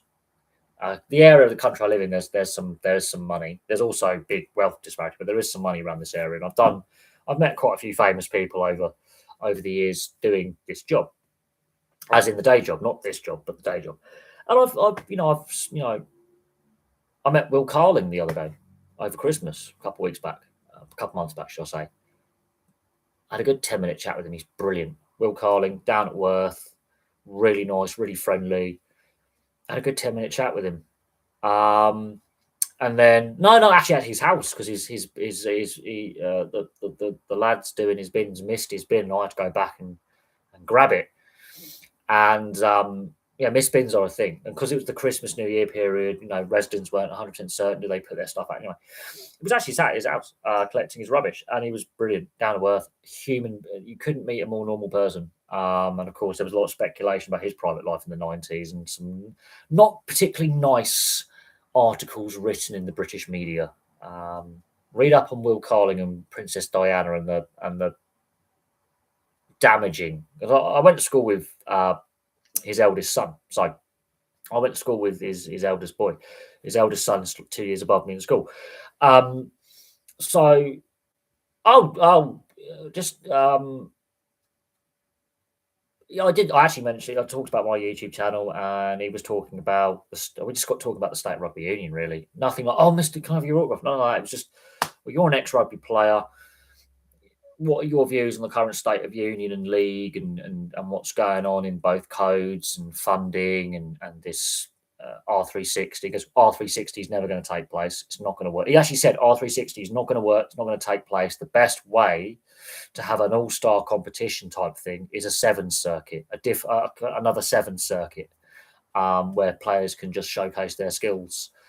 And that was it, really. It was talking about the coaching setup, the RFU, just sports talk, just literally as because obviously he's obviously not a big fan of the RFU governing board and all that kind of stuff. And World Rugby, he's got his views on the governance of the game. And I said, well, I used to watch you on the Five Nations 30. I used to sit at my dad's knee and watch games. He's still actively involved in the game, but he was really down to earth. And because a couple of lads that I work with actually still members of local rugby clubs, obviously there's that, and he's very active in the local community. And Zinzan Brooks, former New Zealand All Black, he lives up in Windsor. I used to do his bins. He only lives up the road. So there's a couple of ex-sports. Gary Lineker still has a property in Sunningdale. There's a couple of well-known, really well-known, globally well-known ex-athletes live around my neck of the woods, within a 10, 20-mile radius of where I live. And you bump into them occasionally. You actually do bump into them occasionally. Obviously Bagshot is where the England rugby team have their training. When they do their training camps down the road, you bump into the players when they're out and about on their days off. The Reading Football Club training ground is literally a couple of miles from my flat. Down the road, you see the Reading youth team players literally getting on and off buses, going to training. You see the first team players going to training, and you see that they live in the community. They're pretty normal for the most. Most of them are pretty normal for the most part. In regards to some of the others I've met, when I say athletes, but also celebrities in general, I've met quite a few at various events and things. Normally, I'm working the bloody event as a waiter or now a bin man, but I've come across a few of them, and it's an interesting one, especially if they live in the local community or they're training. Because Reading are outside the Premier League at the moment, they haven't got any big name players. Yes, okay, you could argue that, but they live in the local community. I think they're pretty friendly for the most part. A lot of them actually live my side of Reading, the east side of Reading, and a lot of them live the west side of Reading. But they're all pretty local. A lot of them, they're all pretty friendly, down to earth. I empty their bins. Adam, former goalkeeper Adam Federici's got a place down the road. I used to go to the same tattooist as him. He's a real nice bloke. I don't know if he still has his property down the road, but he used to live locally. I forget Harper was his name, the winger. He still lives locally as well. He still lives around here. So there's a few ex-players who played in the Premier League and Championship sides live around here. Well, it depends. There are some pretty dopey ones in the lower leagues, but yeah, a lot of them, especially if they come from the non-league system, would have also had the day job as well. As I said, my next door neighbour was called Mike Warner. He used to play for Farmer at Stevenage in Northampton Town. He was a Coca-Cola delivery driver as his day job when he was in the non-league, and then he signed his second full-time contract towards the end of his career. He was full-time at Northampton. Farnbury was part-time. Stevenage, he went full-time again. And he was a Coca-Cola delivery driver for the entire time he was my next-door neighbour, apart from the last 2 years. He was a real friendly, down-to-earth guy. You wouldn't even realise he was a professional football player. He lived in a 2-bed terraced new build with a really small garden and a parking space out the front and a parking space in the communal car park. And if I was to go down my old road, I'd say that was his house. That was my house. My house was bigger. Anyway, I had a bigger garden. Yay. But yeah, no, he was real friendly. And his other next door neighbour was my best friend growing up, best friend's sister. I still keep in contact with that family.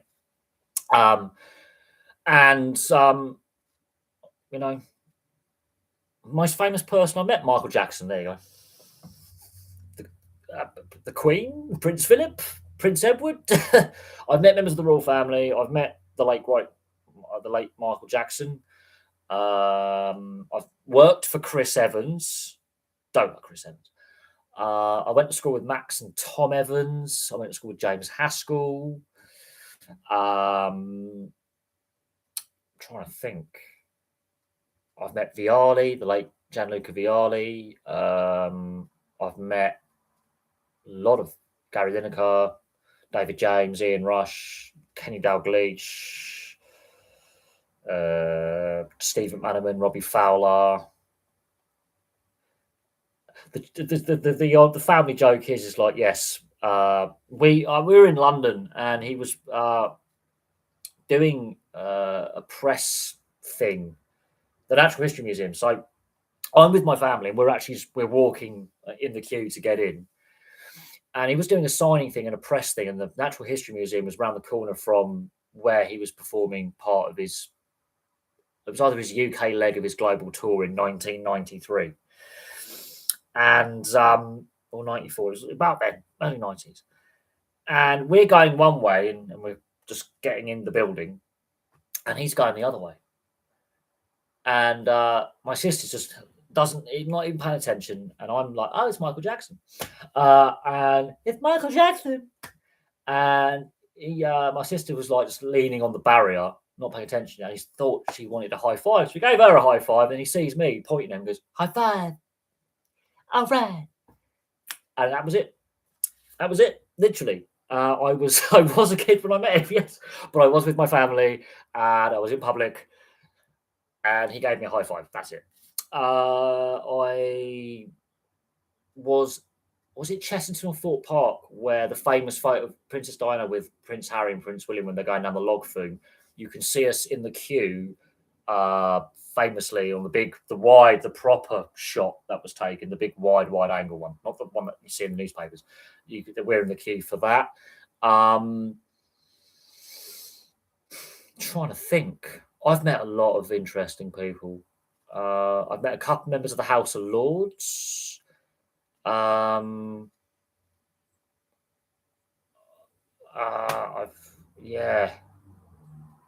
met quite a few famous people, but the best ones I've met are Ross Kemp, Brian May, and Anita Dobson. So Brian May, the lead guitarist of Queen, and Anita Dobson used to be in EastEnders. That's his wife.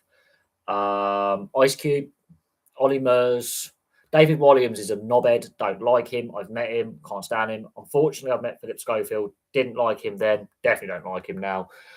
That's going back about 15 years. Chris Evans, I've met him. Don't like him. He's an absolute dickhead.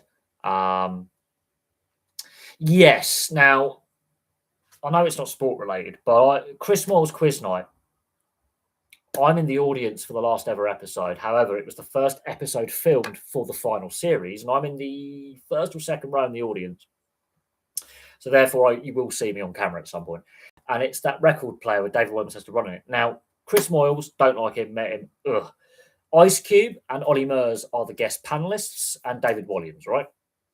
And then you have when the ad breaks come on, it's not an ad break. They don't film it live. It's filmed weeks in advance. David Williams is a dickhead. I can believe the allegations against him for why he's in the news for bullying and potential inappropriate conduct. I completely believe that. I have no doubt. You get that feeling, like, so put it this way. Will Carling, meeting him and actually having a long chat with him, and I'll be happy to sit down with him and have another chat another day. I can believe what was printed in the newspapers back in the 90s. I believe that's false.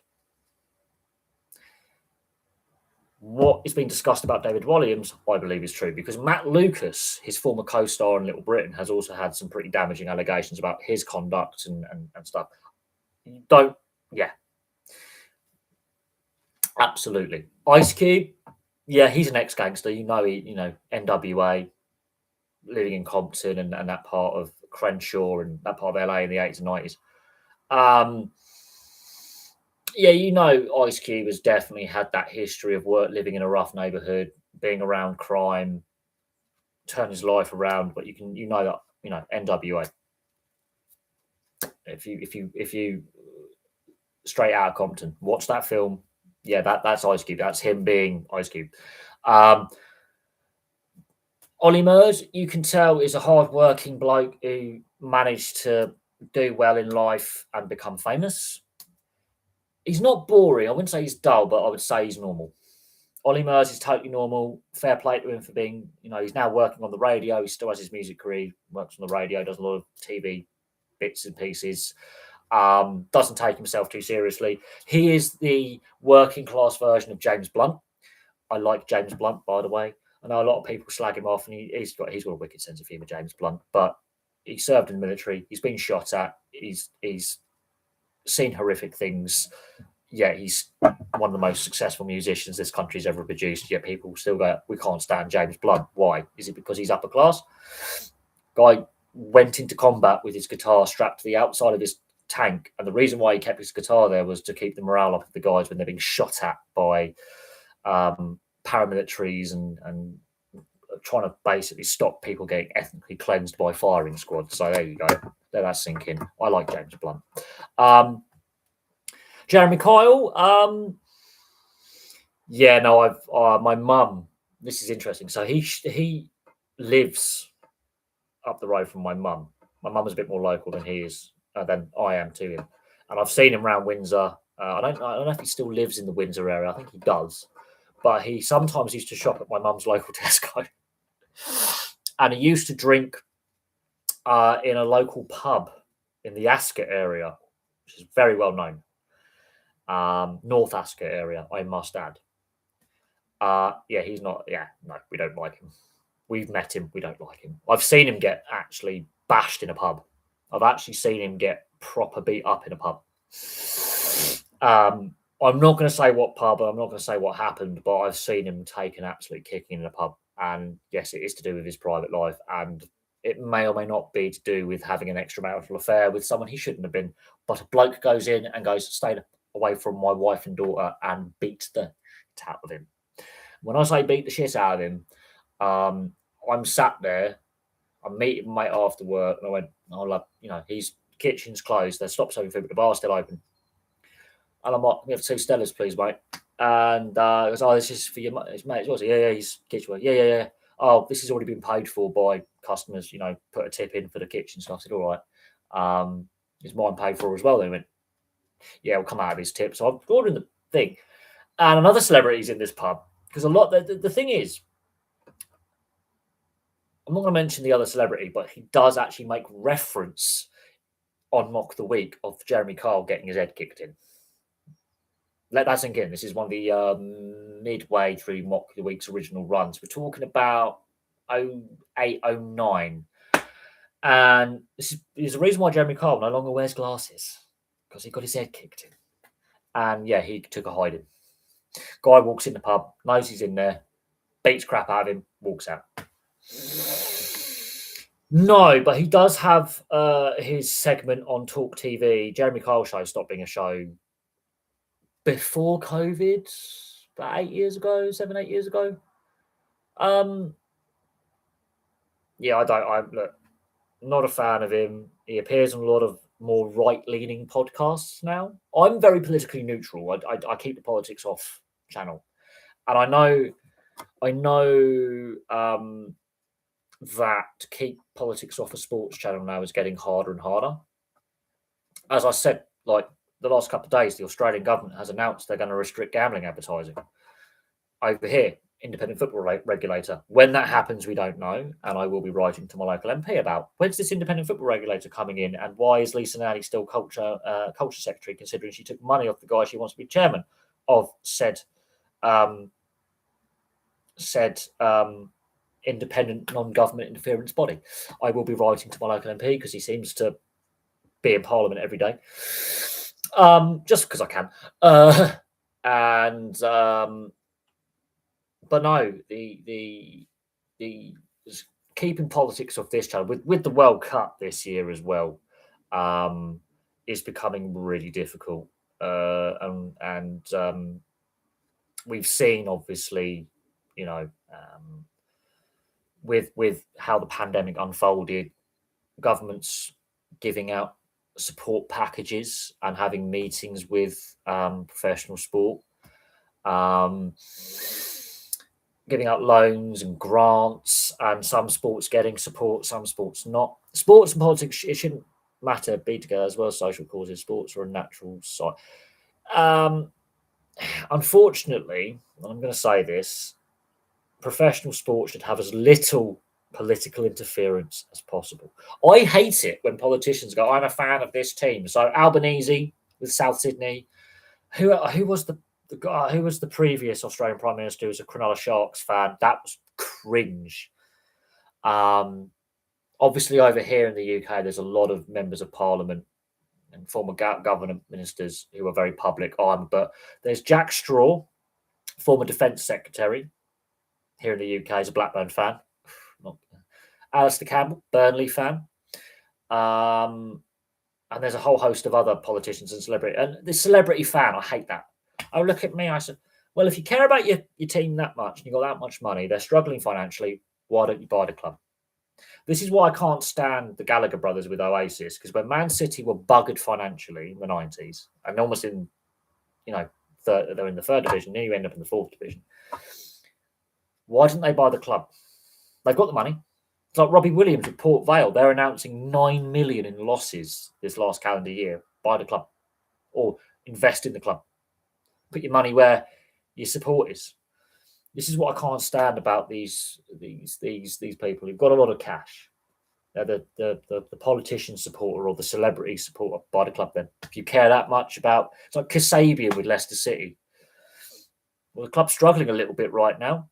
Invest, protect, help Sodom. I can't stand that. And then we find out Robbie Williams. No, well, actually, there's a story about my mum. When my mum was working for, I can't remember if it was either HP or Siemens. It's one of the tech companies. They were one of the sponsors of one of his tours or something. Or they had a sponsorship arrangement. Anyway, corporate, you get your tickets, yeah? Now, my mum used to go in for the corporate tickets, as an employee of some of the companies my mum's worked for. You can get some work discounts and you can get some freebies. So I actually went to see Ricky Martin with my mum when I was a kid. It was a fun night out. Couldn't find a babysitter, so I ended up going and watching a Ricky Martin concert at Earl's Court, which still scars me to this day. Lots of middle-aged women obsessing about a homosexual Puerto Rican. That scars me. Good music, though. I do like Ricky Martin's music. He's a very talented musician, but not my cup of tea necessarily. Robbie Williams. My mum punched him in the face. Robbie Williams is known to have had a bit of a party streak and a bit of a. He was a bit of a lad, and not in a. I'm not going to say in a way that we can say about some others who have not like Cosby and Weinstein, but or Williams and some of the allegations against Russell Brand.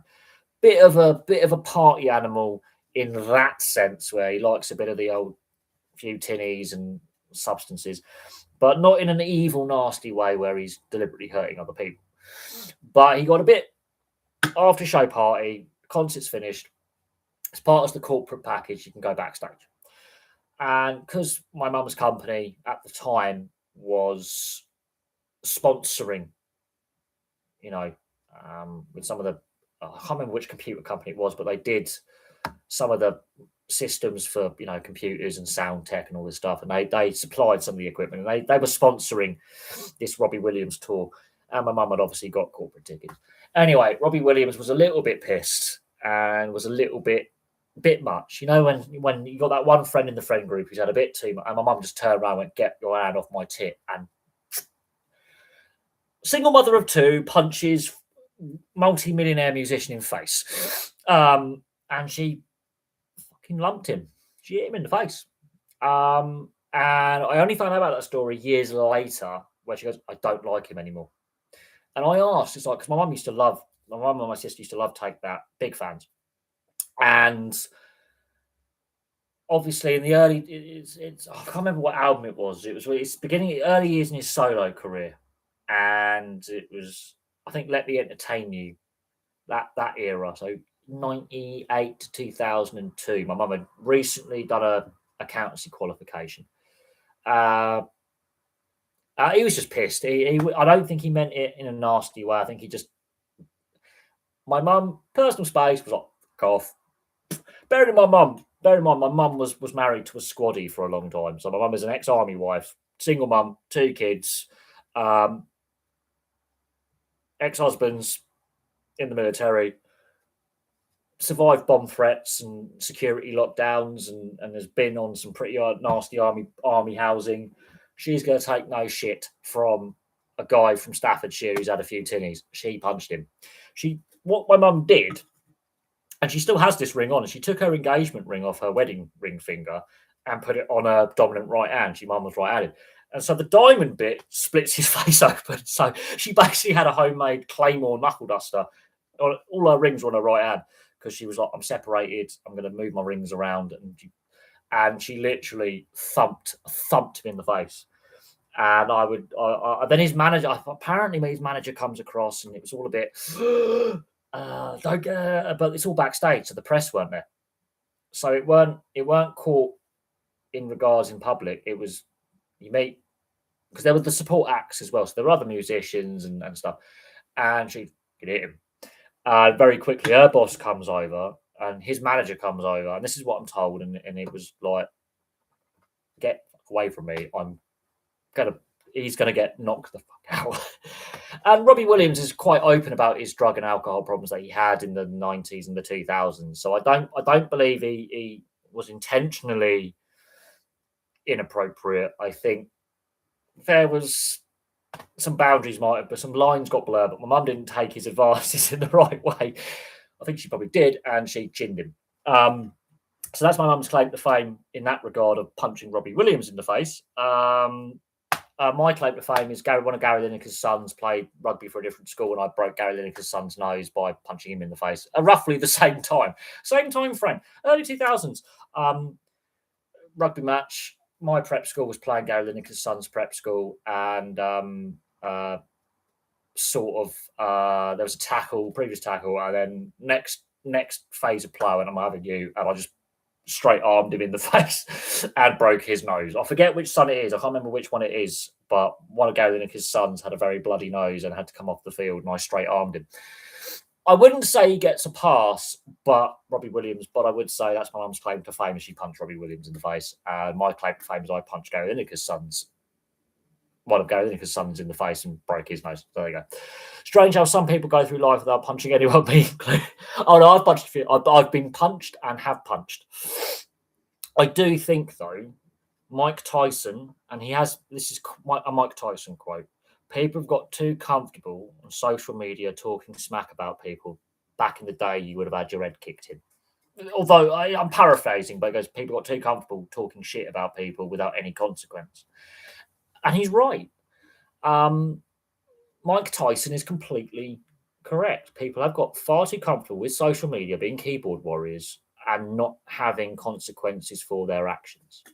A few have been since prosecuted for stalking and other, threatening behaviour. But when I was a kid growing up, it was you took a beating and you dished them out. You fought back. Now, there are those who criticise that style of parenting, but no. I learned from the School of Hard Knocks. Not the biggest lad in the world, but I've had my fair share of.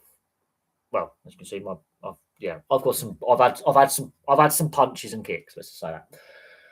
Not that I would like to get in a punch up now, because my body will probably shatter because I'm knackered, I'm old, and I'm nearing middle age. But as a kid, as a teenager, I got in my fair share of scrapes as a kid, and I took my fair share. But some people go through life avoiding confrontation, and fair play to them. If you can do that, your face looks far more attractive for a start, and your hands, your ribs, and your body will thank you. Toxic man, it's that fight or flight response. Like the last time I got in a bit of a scuffle, I think was at a pub. Ironically, I got in a scuffle at a pub. Again, I think before COVID, I got in a bit of a scuffle, this guy was harassing this girl, and one of my mates came over to me and go, "Can you sort him out?" And I'm like, "Really?" And then is there no door staff here? And I was like, spoke to some of the other mates, and we're sat on one table, and this guy's on the other table. And our friend comes over. She was sat with her work group. She comes over and goes, "Can you sort him out?" And we were like, "What? Which one of us?" It's like, "We're all the most insane." I was like, well, "Yes, but I'm the one with the most criminal convictions. I'd rather not." As a younger lad, I had a few run-ins with the old Bill. And I'm like, "Oh, well, I've had the most issues with the. I don't want to. I'm a good boy now. I'm staying out of trouble. I'm, you know, doing better in life. And I just want to have a quiet drink and just socialise on a. So I can't remember if it was a Saturday or Sunday night. So look, I've got a day off work tomorrow. I don't want to spend a night. In the end, I went, okay, we'll get him. We'll ask him politely to leave. And we sort of tried to encourage this guy. He wouldn't come off. And then he decided to smash up one of my mate's cars. And at which point I just rugby tackled him and threw him down an underpass. I literally went, I've had enough now. And I just spear tackled him over a fence. He tried to run behind the fence. I tried to grab him and it hurt my shoulder. And then he popped up at this underpass. And I went, "You're going down this underpass with me." And I rugby tackled him. I got up and he just rolled down the underpass and he did fuck off. I went, "I think I've killed him." And he got up and he was very concussed and he just wandered away. And I went, "I'm covered in mud and my own blood." And I went, "Well, I mean, he was a slippery bastard." But I got rid of him. And then later on, he was picked up by the police because he had decided to get a little bit touchy-feely with someone else walking home from another pub, and they picked him up for sexual assault. So there you go. I did not get arrested that night, but I did get covered in my own blood. I ripped my shirt, I hurt my shoulder, and I fell down an underpass. There you go. I fell down an embankment into an underpass. There you go. Yes, you do have the one punch killers. Unfortunately, how do you feel? It depends how concussed you are, and it depends how bad your broken cheekbone is. You're broken. I've had my nose broken. I've had my cheek broken. I had damage to my left eye. I detached my I've had a fair few punches in the head, so I've had a fair few concussions. It depends how where they clock you, really. It does depend how well. I used to do a little bit of kickboxing training. I used to do some pad work, and I have been punched quite. It honestly depends on where the punch hits you and how hard. But I played rugby as well. I've had a few. I can tell you how a concussion feels. Not pleasant. It's like you feel sick.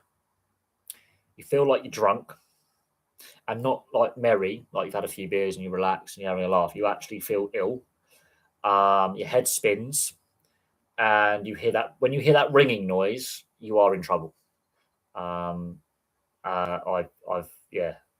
It's hard to explain, but it's not pleasant. The weather today, I would have to wear sunglasses inside if I was concussed. You become very light and noise sensitive. So that traffic, if you can hear it, that would migraine levels of I need to be in the dark, no noise, dark, not a cold room, but a cooler room, because you want to be sick. And when you feel ill and you're vomiting, actually you sweat a lot. So it's not pleasant. I have a lot of respect for martial artists and boxers and kickboxers because you're getting hit a lot and it hurts. It depends when you get punched. Body shots, I actually think, are more destructive in boxing and kickboxing and martial arts than headshots. Headshots is when you're finishing off the opponent, but you hope your opponent's done by then because he's tapped out because you body shots have worn him down. To actually keep hitting someone in the head, you're going to break your hand after 5 punches. That's why they wear gloves, because if you actually watch, not bare knuckle boxing, but street fights. But, people put up these street fights and and stuff on the internet and all that. You'll notice after about 4 or 5 punches, their hands are stuffed, and because punching someone in the head is not good for your hands. It's really bad technique, and you end up breaking your hand, or at least damaging all your ligaments and tendons and your joints. And my knuckle, look at that. My hands are buggered. If it's a bone-on-bone punch, like if you catch someone in the wrong bit, because the forehead here is, you hit them there, you're going to break your hand. If you hit them there, you're going to, it's different. There's a bit more give, but yeah, bone-on-bone hurts. It's like elbows and knees. It's just, I've had my fair share of punch-ups as a younger lad, and yeah, I don't bother now. If there's any aggro down the pub, I just walk away. I let people have an aggro. I'm not interested. I've seen enough punch-ups. I've seen how they end. I've seen all sorts. It's not pleasant. The Bill TV show, yes, the old Bill, is the reason why they're called the old Bill, as in slang, as in London slang, is Robert Peel, and the Bobbies on the beat. And then there was another Home Secretary whose name was William, I believe, William something, and that's Bill is short for William, and that's why I think there was either someone involved in the Metropolitan Police, but Robert Peel. That's why they're called Bobby, because Bobby's short for Robert, and that's why they're called Bobbies. And the Bill, or the old Bill, I can't remember which Home Secretary it was, but I think his name was William something, or Prime Minister, and he'd introduced some policing law and police reform law, and that's why the old Bill is another nickname for him. The Rozzers, again, Rozza is a nickname for Robert. Rozzers, Robert Peel. I don't know how we got onto policing and police slang. Gathers, another one. Fuzz, Feds. There's all sorts of nicknames for the police. Pigs. I don't know where pigs comes from when it comes to police. Pejorative slang towards police officers, but that's an interesting one. Bare knuckle boxing is still a thing. Yes, it's unlicensed. It does happen. Unlicensed and licensed boxing is two different things. And there's a lot more of illegal gambling and black marketing and criminal.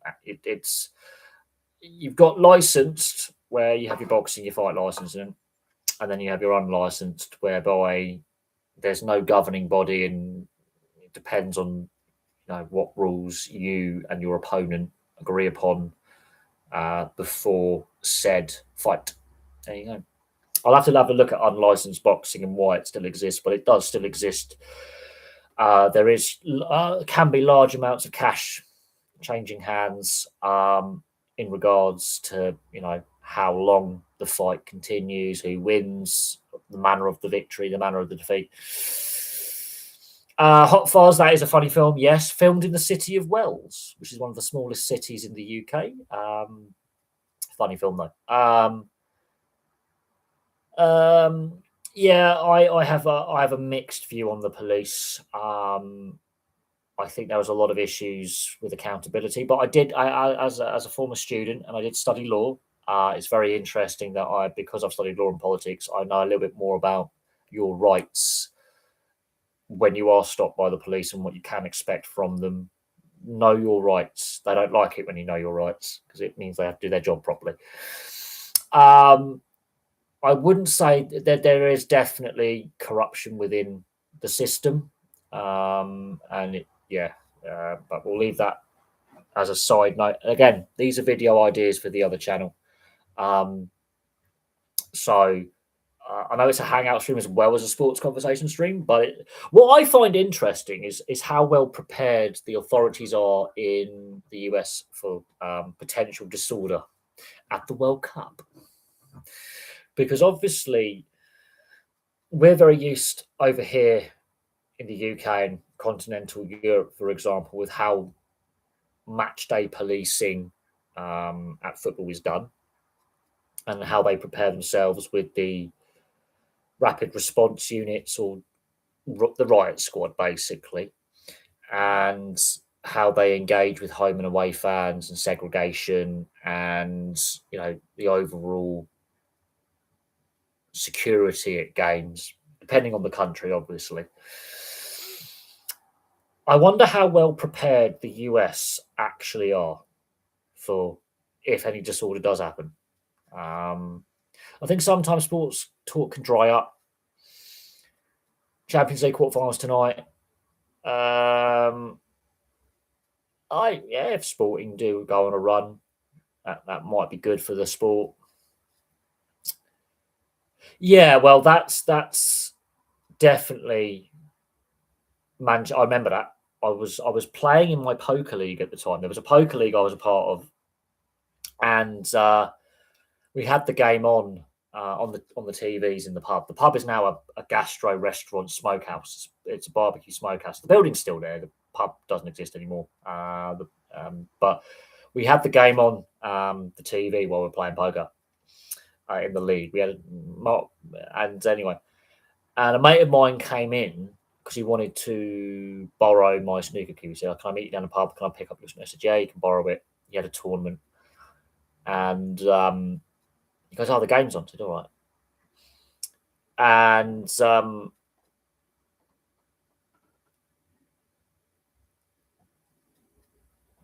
obviously, I finish up. It was a quiet night that night. It was midsummer, wasn't it? I remember the Zenit, 2 goals, and I just remember the riot more than the game. And that was a very memorable night because one police officer really got bashed, really badly hurt. Now, I'm not a massive fan of the police. I think they do abuse their position quite a bit, and the trust level's gone. But the big screen in the city centre in Manchester, there was a big screen placed up in a fan zone, and it failed. And there was a lot of ticketless fans, and they rioted, and they were trying to fix this portable big screen, and obviously it's not working. And that was pre-game. That was before the kickoff. I think it was a delayed kickoff as well because of the disorder and policing resources going from. I can't remember which stadium it was in Manchester. I can't remember if it was the Etihad or Old Trafford, but they had to move policing resources from the stadium to the city centre, and so that ultimately led to a delay of the kickoff, I believe, if I remember. We are going back 18 years, so remember that this is 18 years ago. But I remember that very clearly. That was a very vivid memory all those years ago. Very vivid. And yeah, I mean that's very similar to what happened at the Wembley final for the Euros 5 years ago with the growing the ticketless fans and the disorder and the issues surrounding that. The recent Champions League final in Paris a couple of years ago, and the policing there. Was it Marseille or was it Nice? Because I remember there was some disorder in Nice as well, and there was disorder in '98. There was disorder in 2016. The one that I really remember from the Germany World Cup in 2006 is the Battle of Dortmund between Poland and Germany. And what happened was, I can't remember if it was some Tunisian or Turkish fans, and they were just walking across the square. And one side of the square you had all the Polish, and the other side of the square you had all the Germans. And it was 15, 16 hours of just unmitigated violence. Yet the British media barely covered it because there was a couple of little flashpoints with England fans in Germany in 2006. Fast forward to 2024, and the atmosphere is completely different. Very little trouble, great fan experience. But then you go back to 2012, Warsaw, the Battle of Warsaw between every single Polish hooligan crew from the entire country, plus others from other parts of Europe, like the Czech Republic and Germany, fought the Russians on the Vistula Bridge, and they went with axes, knives, guns, hammers, crowbars. It was like a medieval battle in the center of Warsaw, and there was. I'm just like, okay, this is a thing. How prepared are the US authorities, especially, but also Canada and Mexico? How prepared are they? Because there's definitely a resentment against the US right now, politically and socially around Europe, and with the rhetoric coming out of the White House. And this is where, whether you agree on, doesn't matter. Doesn't matter if you're, Republican or Democrat in the US. I think that the last few presidents, there's definitely been a growing rhetoric since 2016 coming out the White House, or even before 2016, coming out the White House towards the UK and the rest of Europe. That has changed, and the perception of the US in Europe is not as strong as it was pre 2000. There's a negative perception there, and we've now got a major tournament in the US, and you're going to have. I don't think the European fans are going to travel in the numbers that would be anticipated on a normal World Cup. But even so, how prepared are they for the European and, for that matter, South American? Because they struggled 2 years ago with the South American ultras and the disorder at the Copa America.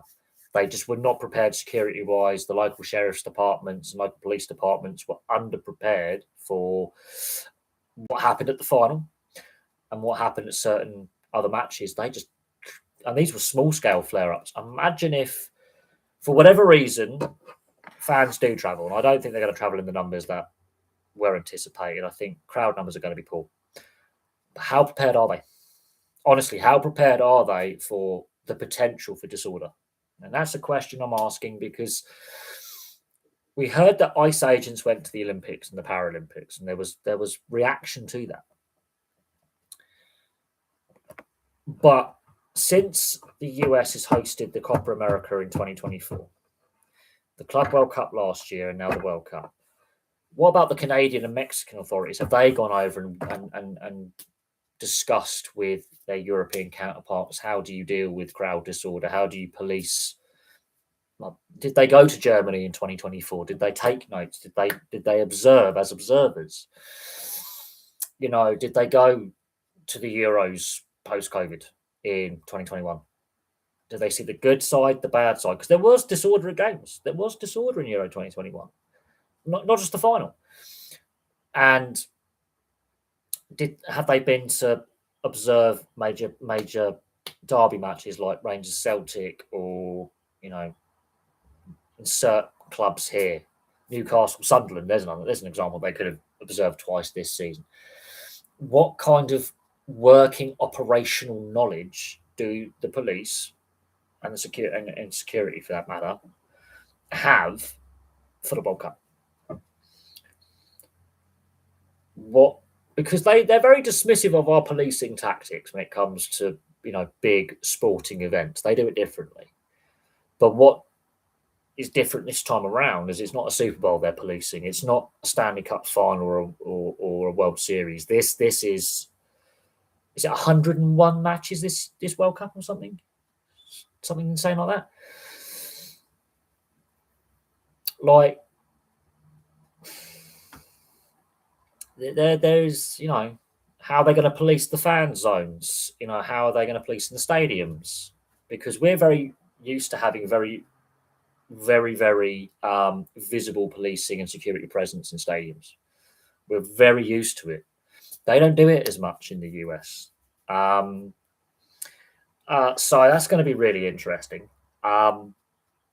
What year was the Battle of Warsaw? 2012 is when the Polish and Russian and other hooligans fought in the center of Warsaw. 2006 was Poland and Germany in Dortmund.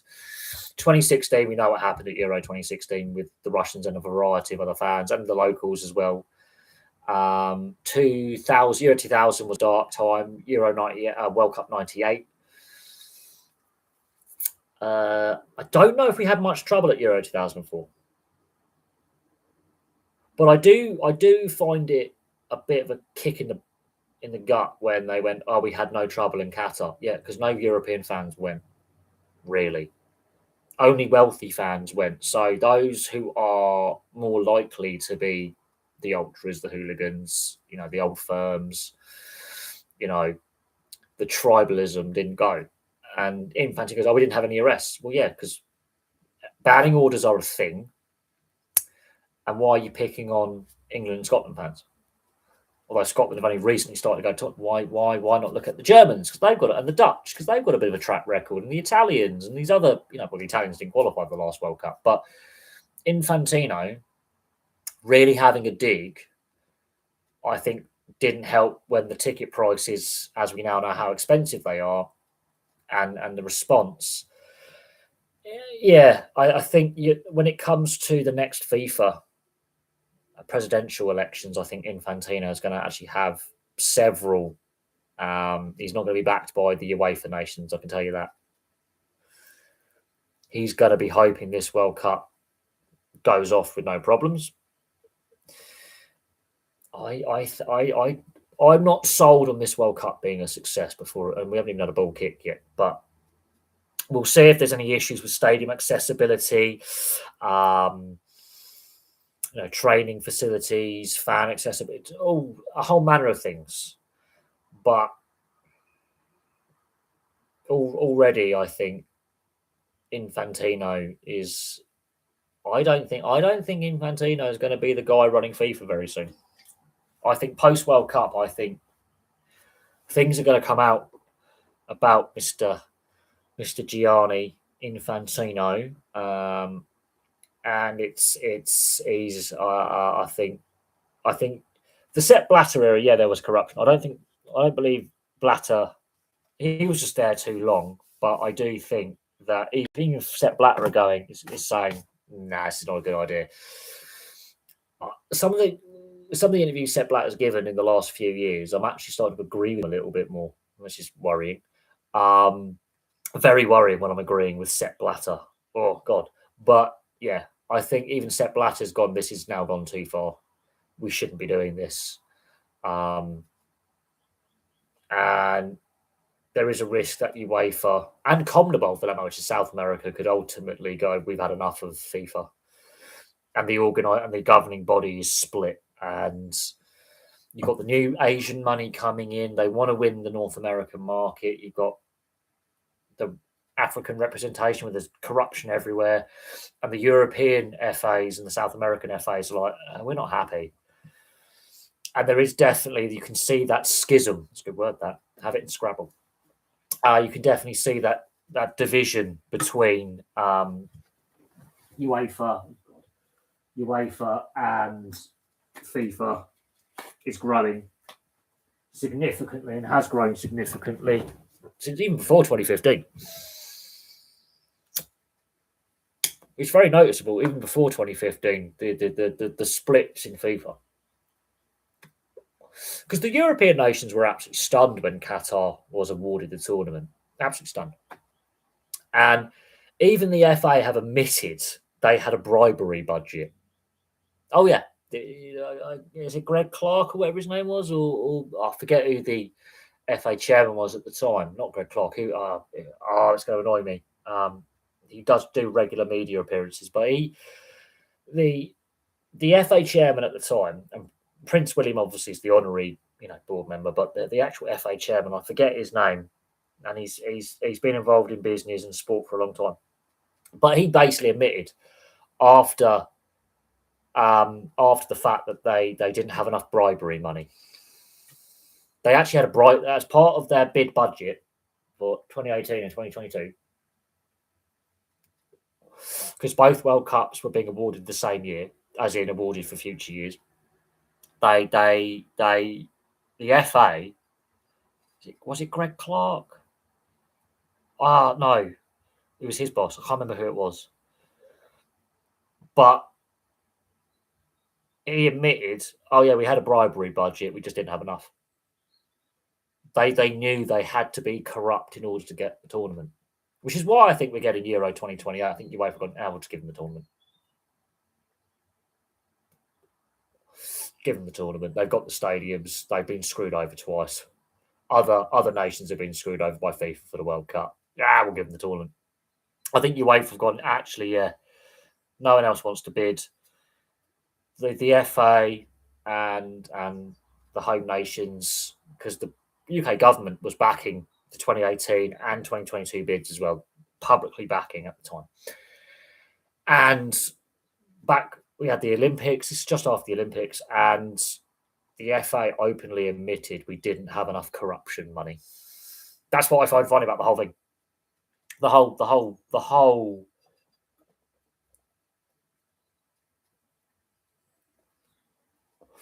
premise. The whole thing was just I could not believe what I was hearing when. But then you see what's happening now with the Premier League and the Football League and bad governance. But we're going back a decade, and they admit, oh yeah, we didn't have enough corruption money.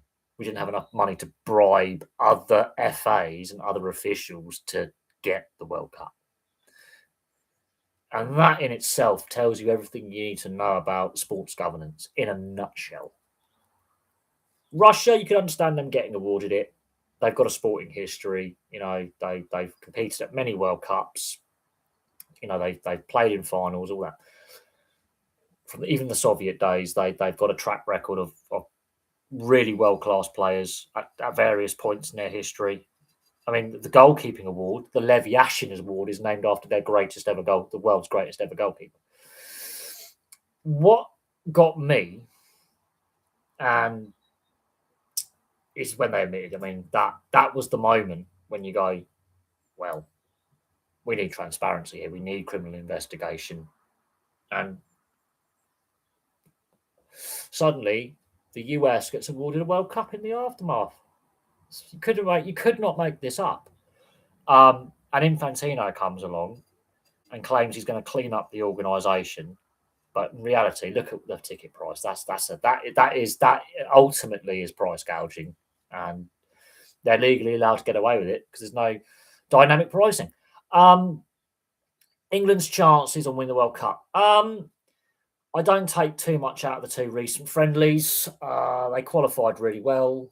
They're playing more attractive, even with Lee Carsley when he took over after Southgate, and then Tuchel. Carsley's still involved with the youth setup. They play a better style. I don't take much out of friendlies. I'm not sure if Thomas Tuchel has settled on his preferred starting 11 and his preferred squad yet. I think we'll see who does go to the tournament, who doesn't, by end of May, beginning of June, when they're going to training camp before the tournament starts. So at the end of the season, we'll have a better idea of who is actually going to be selected and who's not. Chances, I think this could be a very interesting tournament because of the expanded nature and the travel involved, and the fact that England have chosen Kansas City, yet all our group games are on the East Coast, is very interesting. So,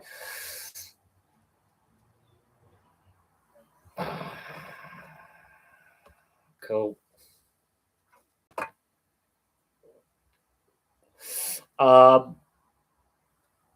If Spurs go down, where do you think they finish in the Championship? It's an interesting one. I think they'll struggle. I honestly think they will struggle badly.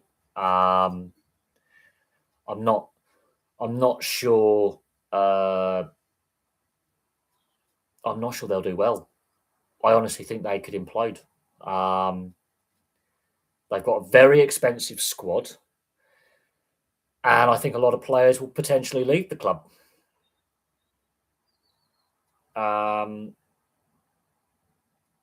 At the end of the day, I think a lot of players could potentially leave the club. I think they will struggle. I use Leeds United as the prime example because it took them 16 years to get back to the Premier League the last time. Whereas other clubs like West Ham and Newcastle have bounced back pretty quickly following a relegation. Southampton are doing okay in the Championship this year. They're in around the playoff places. They've got to an FA Cup semi-final. Luton, they've gone down to League One. They've had back-to-back. So I don't know on that one, but I in that regard, I think they will struggle. I think they'll look at Portsmouth. They haven't been back since their struggles. They've been down to League Two. Coventry have been down to League Two.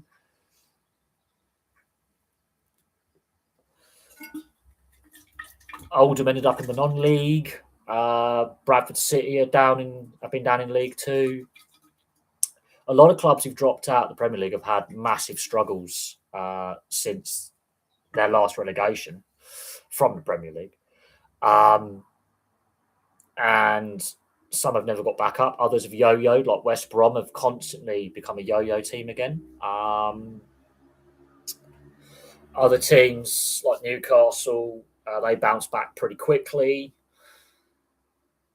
But I think Spurs are the modern day Leeds United. If I'm being honest, I genuinely believe that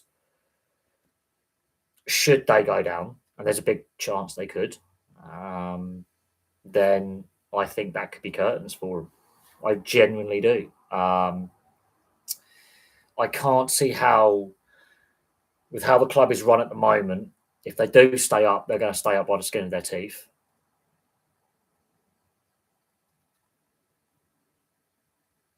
And I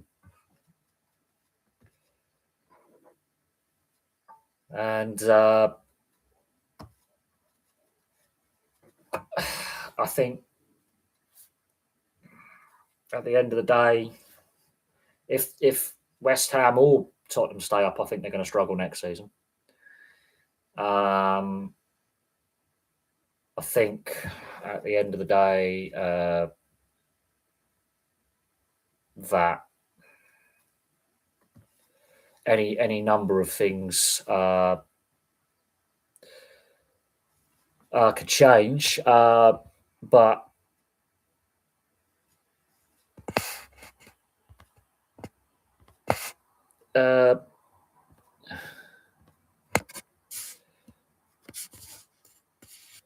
at the end of the day, it's oh god, cancel that.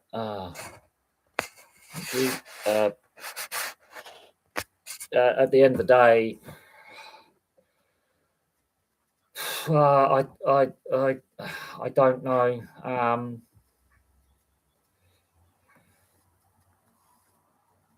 I don't know what can be done really. I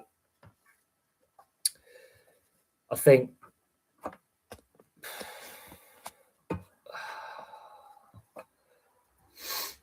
I think at the end, at the end of the day, I think I look at the clubs in the relegation fight. I think Burnley are going to have problems financially going forwards.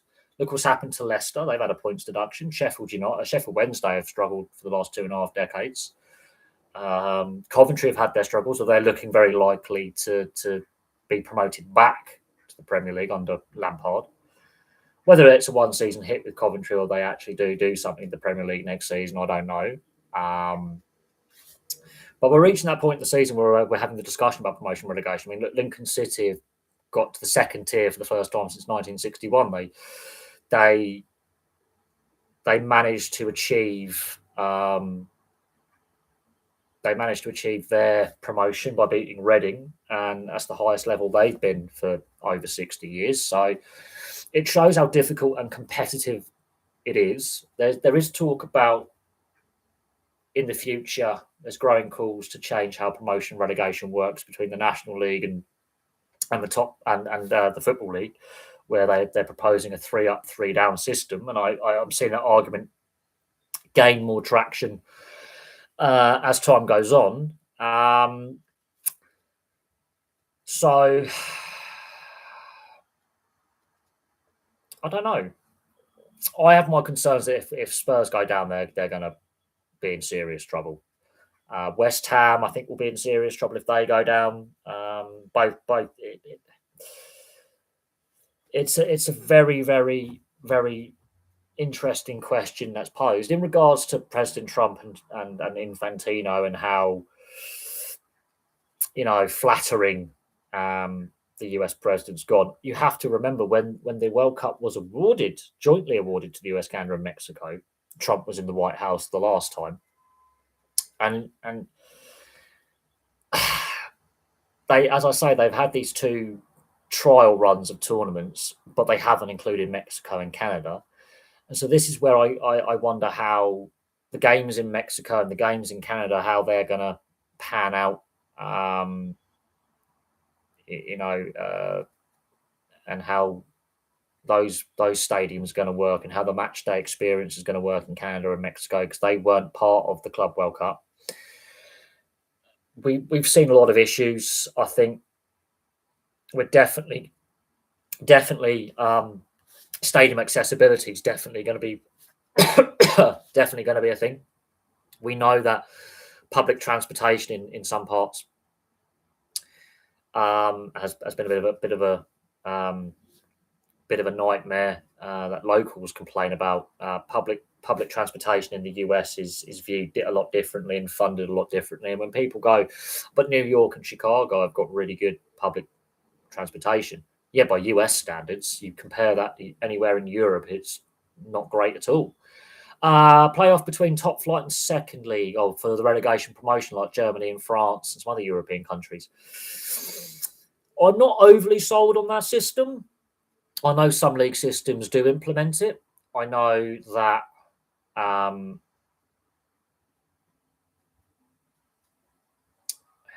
there's no perfect promotion relegation system. The financial hit, I think, is less severe in Germany than here. France, there's all clubs are struggling financially in France. There's just no money in football really in France if you actually really look at it. Take out PSG, the league suddenly becomes a lot more competitive, but there isn't the finances in French football. Clubs are struggling financially all over the place, and that's partly to do with their media rights deal that the French league has with its broadcast partners. It was struggling before the pandemic. It's been a disaster over the last 5-6 years when the deal completely collapsed. There's no perfect promotion relegation system.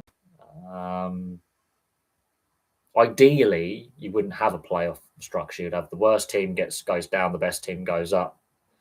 You reward success, you don't reward failure, because you can get away with being a really bad team and you just win that one game that matters between you and the team below, and a team that has really tried hard to take that next step, and then one-off game doesn't win that one-off game.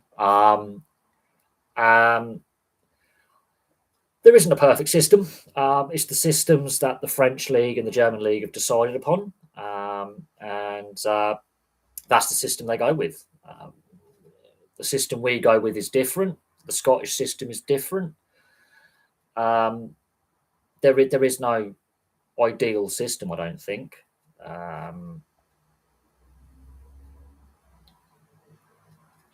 Yeah, you could argue the French league, but the best French players, most of them don't play in France, and that's where I think the French league is falling down.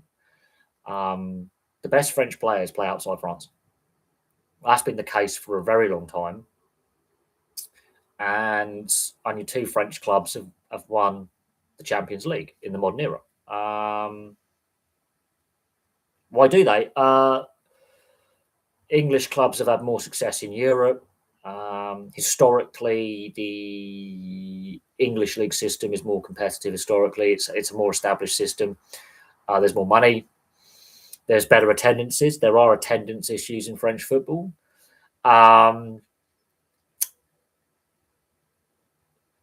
You look at the success of at club level, at least, and where the trophies are distributed historically. Yeah, the French league is nowhere near as competitive as it could be, and it hasn't been competitive for some time. Financially, the French system is not good, and below the second tier in France, it's disastrous. The drop off in French football after the second tier is shocking compared to the rest of Europe. It really is. The absolute competitive drop off is stunning. It's on a level you won't see in places like Italy and Germany, England, Spain. The drop off is eye-openingly worrying. So when you see a young, talented French player, they are gone. They're out the French system, and they go to Germany, they go to Italy, Spain, the UK. They are lost to the French system. That's been going on for at least 2 decades, if not more. It was happening, I would say, around the time of the mid 90s, mid to late 90s, when the French national team had failed to qualify for a couple of tournaments with some really like Zidane, for example, and Robert Pires, young Vieira, and all that. They were coming through, but they were lost very early on to the French league system, and they ended up elsewhere. And a lot of top French players following World Cup 98 and Year 2000 ended up outside France. But that had been happening since the 80s. Top French players were going to Italy, they were going to Germany. In the 90s, they start coming to England. And France was bleeding players to bleeding talent to other countries' clubs. Now, the national side's different, but they're best. You look at the makeup of that squad, you take PSG out of it, very few players that are eligible for France. And we can say, yes, there's the immigrant populations, and we discussed this in a previous live stream where the immigrants find that rugby union and rugby league isn't for them because that's a more provincial sport, and it's a sport that resonates in the poor urban areas of the big cities. Oh God, yeah, no. There is definitely a growing problem where the youth systems are now scouting foreign players and getting them in. The number of foreign players in the game because of the money, the lack of homegrown coaches, and I'm talking about British coaches because you can argue that north of the border as well. The lack of homegrown coaches, the foreign ownership of clubs, even down to the non-league. Yes, there is foreign money in the non-league as well. All these factors combined, it's starting to happen more in Europe as well. Less so in Germany, but more so in the other European leagues of various quality levels. We're starting to see it in Italy. We're starting to see it in Spain. We're seeing it in Belgium and Dutch football. And we're starting to see the North American money has now reached the other leagues in Europe as well. Asian money has started to reach the other European leagues as well. So the foreign money's coming in. And the salaries, it's not just the Premier League, but across the board are going up at a rate that the leagues cannot sustain at all. And the ticket price of the average fan's got to pay is ruining the fan experience. I prefer watching the German second tier, the German Bundesliga too. I've been following them on YouTube all season. There's a couple of German clubs that I've been tracking their progress this season in the second tier of German football. And the atmospheres are better. The fan engagement is better. The quality is actually really interesting. It's really good to watch the German Bundesliga too. It's real fun league to watch. Stadiums are pretty full for the most. There's a couple of teams where the attendance has dropped off because the team's not doing well and fans are staying away for the most part. But for the most part, attendance is pretty good. And there's more German-born players or German-eligible players on the field as a percentage. And I think that is something that is a sentiment that's felt across the top leagues in Europe, as we're seeing the percentage of homegrown or home-eligible talent in leagues drop because freedom of movement, restraint of trade. We've seen court arbitration, the Bosman ruling, all sorts of things. Honestly,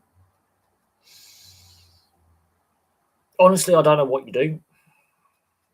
I'm not a recruitment expert. I'm not a player development expert. I'm not a coaching expert. But there is definitely a trend where there's the lack of longevity of coaches. So if you are a player or a manager and you've got a young family, which a lot of them do, you need stability for your kids' schooling. If the wife works, because a lot of them prefer their wife to actually work rather than not work, and therefore they can also, have fulfillment and meaning in their lives. But when you're a player and when you are a coach, player transfers happen all the time, and then you've got to relocate your family. The wife or the girlfriend might have to find a new job as well, and they've got to find employment. The kids have got to be put into a school. House has got to be sold. Like anyone changing jobs, you might have to be willing to relocate. But with managerial sackings, I mean, look at Tottenham. Thankfully, Thomas Frank already lived in the London area because of his time at Brentford and therefore was local. So for Thomas Frank, I think he'll stay coaching in England. I don't think he goes back to Denmark. I think he stays in England. I think he will get picked up by another club in the southeast or Midlands in England, at whatever level. I think he stays in the English game. Igor Tudor is brought in from Italy. And it doesn't work. They now bring in De Zerbi. Yes, he's coached in England before, but he's come from France. So he's now got to relocate his family unless he's living in a. But look at Mourinho when he was still living up north and he was coaching Spurs and he was living in a hotel. He was not willing to relocate his family. That's one of the reasons why I don't think that was never going to work. I wouldn't necessarily go full protectionist, but I would definitely look at overseas player limits in youth and first team squads. Potentially bring back full reserve squads. I know there were rule changes on that. But a quota system it can also have damaging impacts as well. Now, the same argument's been had in the NHL. And some of the best players in the NHL right now are European players. That wasn't the case in the 90s. The European invasion, so they called it, started in the 70s with the World Hockey Association and the money that was being thrown around.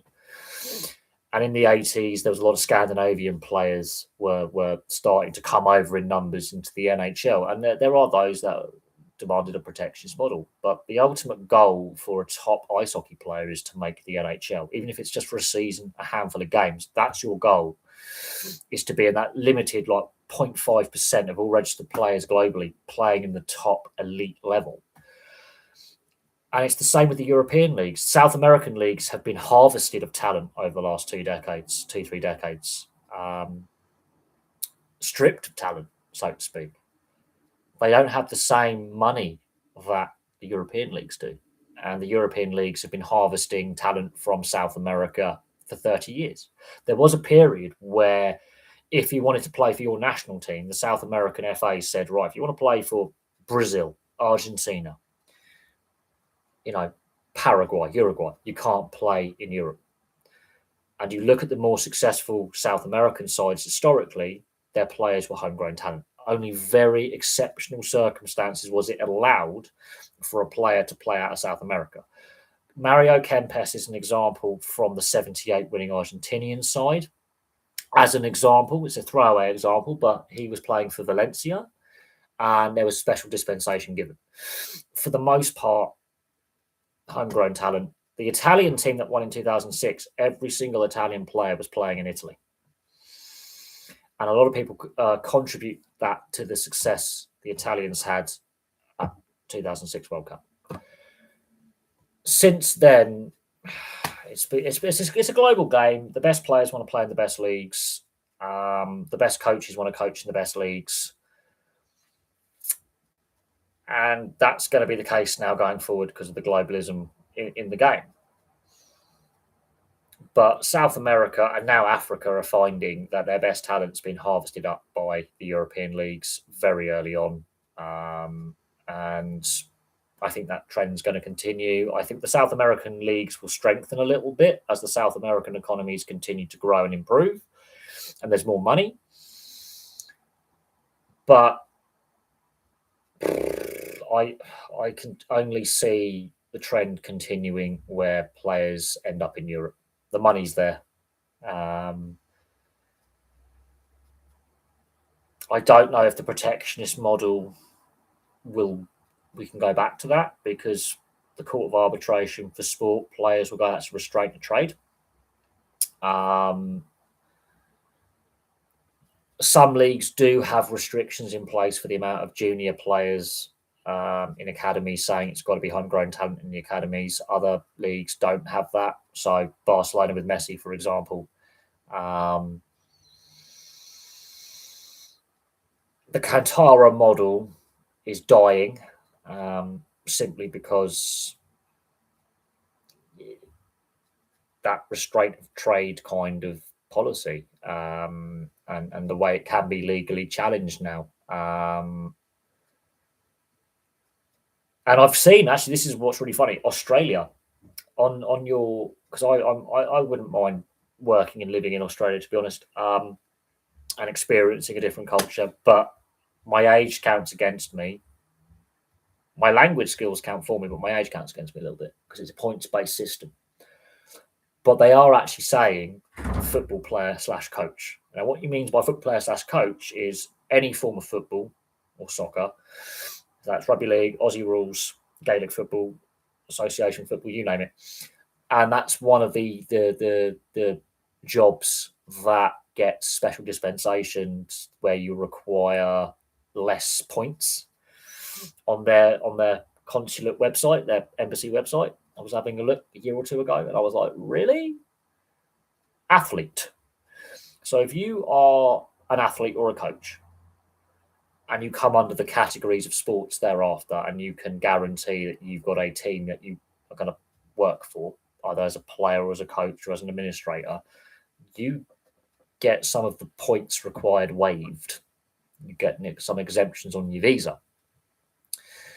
And so Australia is trying to encourage professional rugby league players, rugby union players, football players, soccer players, Gaelic football for the AFL. They're trying to encourage them to go over and play and coach, which I find really interesting. So there is exemptions in there. And look, the NRL, for example, is the top rugby league in the world. It's the best league of rugby league in the world for the professional game. It's expanding. I have no doubt that once this deal's signed with Super League and the RFL here, they're going to start pillaging our talent. I have no doubt on that. And I think the same could be said whereby the system, I mean, I do think there are massive issues with the sports structure over here. I think you could class overseas players like a marquee player rule. Some sports leagues have it. Some sports have it where you are limited on the amount of overseas trained or born players in your roster, in order to encourage homegrown development, more homegrown talent, and also keep costs down, especially in sports with finer operating financial margins. Like ice hockey in this country, for example, there is an import rule whereby they limit the amount of overseas players at senior or junior level that can come and play in a squad and in a roster, and that's aimed to encourage more homegrown talent to play. It's also aimed to reduce cost. Whether they bring in a similar kind of protectionist model into English football or European football, I don't know. I really don't know. But this has been a talking point for a good 25, 30, since the Premier League era, since the mid-90s, the last 30 years, this has become a talking point. I remember there was a Bolton-Chelsea game where not a single English player was in a match day squad for either side. And I think that was the point where they're like, we might need to change the rules a little bit here. I can't remember which season it was, but I remember Bolton played Chelsea in a game and there was not a single British player on either squad on the match day. I can't remember which season it was, but the Bolton team was all overseas players and the Chelsea team was all overseas players. And there were two clubs in the mid-90s onwards that were renowned for just signing players that could fit their systems, right? And for whatever reason, they decided here's the players we scouted, here's the players we're going to sign, this is the teams we're going to put on the field. And there were no English players. In fact, there was no British, including Scottish, Irish, Welsh players. There were no British players in either squad, no homegrown talent. And that was very striking that the Chelsea team on the field that day in the Bowl, I remember it because there was a big thing in the press about it. I was only a young kid, but it was a big talking point at the time. And don't get me wrong, the players that were playing on the field were brilliant players, no doubt that. This is the Vialli era of Chelsea. This is the Zola is at Chelsea. This is pre-Abramovich. So I'm going to stress that. This is pre-John Terry and Jody Morris getting into the first team, pre-Lampard. There were a fair few English players or British players playing in Europe. There are some at overseas academies, and there are some playing in the European leagues at various levels. Obviously, McTominay is the prime example in Italy. There's a few other English and British players playing in Italy or have played in Italy in recent times. Mason Greenwood at Marseille, for reasons, because that was the only club that was willing to sign him after his time at Getafe, after his private life became subject of great discussion and legal discussion. There was a trend in the 80s and 90s for some top English players to go over and play in Europe because of the European club ban. But there's always been English players playing in Europe since the 80s, 70s, 80s. Kevin Keegan was a big one. Ian Rush was another one at Juventus, although he's Welsh, but he was another one transferred from Liverpool. Paul Ince was one at Inter for a spell. Ashley Cole, Chris Smalling. There's been some other high-profile ones. There was loads in the 90s who went to Italy and played out in Germany. Like Chris Waddle went to Marseille. Mick McCarthy was at Marseille at the time. Platt, he played for Bari in Italy. So there were some big-name players that chose Italy and France in the 80s and 90s for a spell.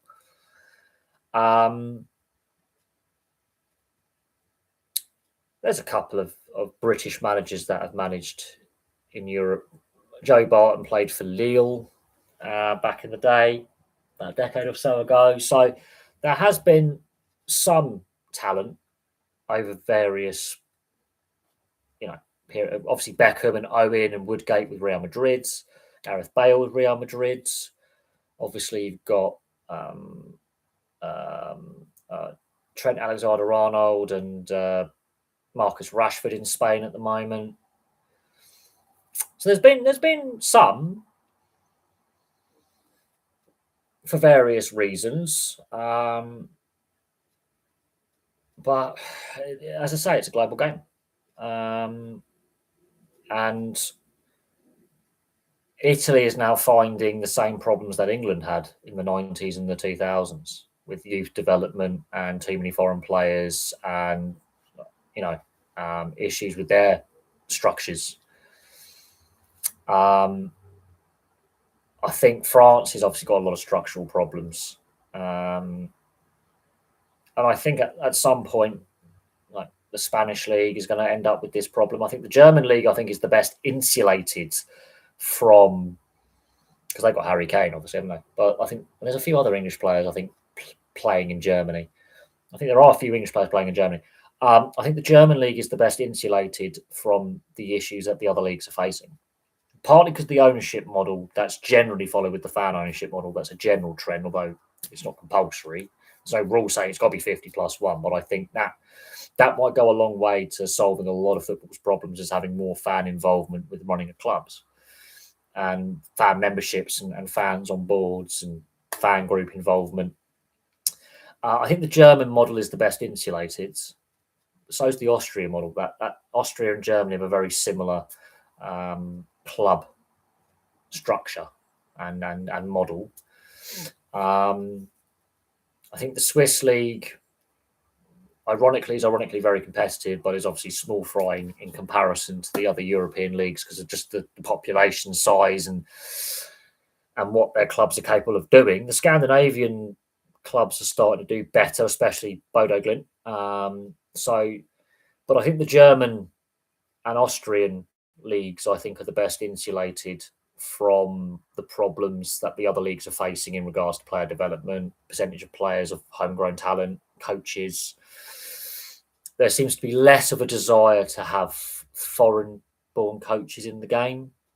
There's a lot of transferring of Austrian and German coaches between the two leagues, but there seems to be less of a desire to have a foreign overseas coaches, less of a percentage, less of a desire to have too many foreign players per team, although there are some clubs that have more as a percentage than others. But you look at an average match day weekend, the percentage of German registered players who are eligible, this is important, eligible for Germany, is higher than any other league in Europe. Same with the Austrian league. The Austrian and German leagues tend to have a higher percentage of homegrown talent playing on a match day compared to other leagues. I don't think they have. I'm not sure if they have player quotas because again, they're inside the EU, so that would be restriction on freedom of movement and freedom of trade. Whereas now in the UK, at least, is outside the EU, and therefore it'd probably be easier to bring in roster rules and squad rules around overseas players and coaches. I think the Swiss have signed up to Schengen, so they're again under EU legislation in that regard. Even though the Swiss league is in and Norway, for example, are leagues that are in countries outside the EU, but they've signed up to certain aspects of the Schengen Treaty, which means freedom of movement and goods and trade. So really interesting, the dynamic there. But again, you're looking at a higher percentage of players who are eligible to play in the Norwegian league for Norway and the Swiss league for Switzerland. But I think the German and Austrian leagues are the best insulated from issues. I think there's still problems, but I do think that those leagues are in a much stronger position in regards to player development, coach development, club structures, fan involvement, and listening to fan membership, because that membership is key. Like members, season ticket holders, fan groups, supporters groups having a board representation, so community representation, and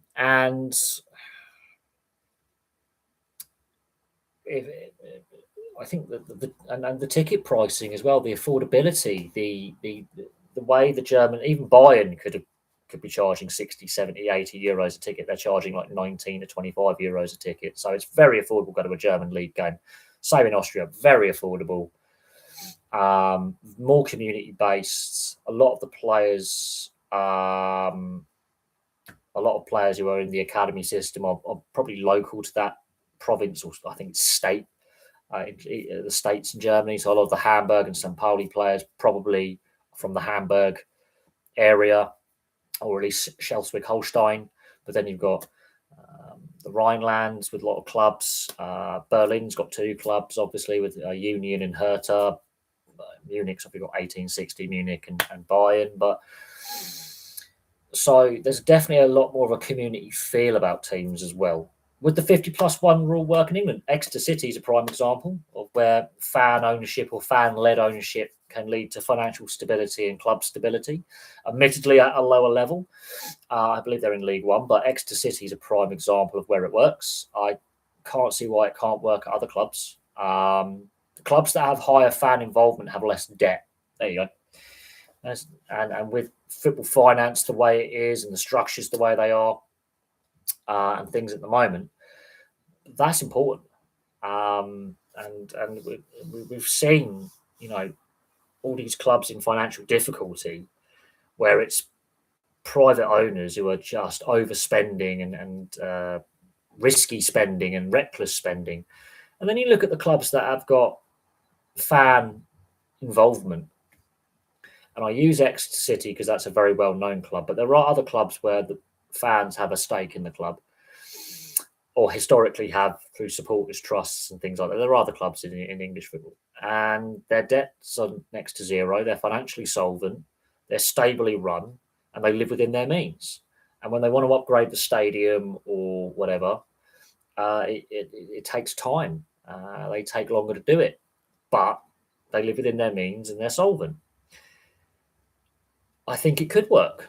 Unfortunately, it would lead to a loss of control for some very wealthy individuals who've got rather big egos, and it would need massive. Many clubs would have to structurally change the way they run. But I can see a growing trend for more fan involvement at board level. Season tickets having a bigger say. Season ticket holders, should I say, or club members having a bigger say.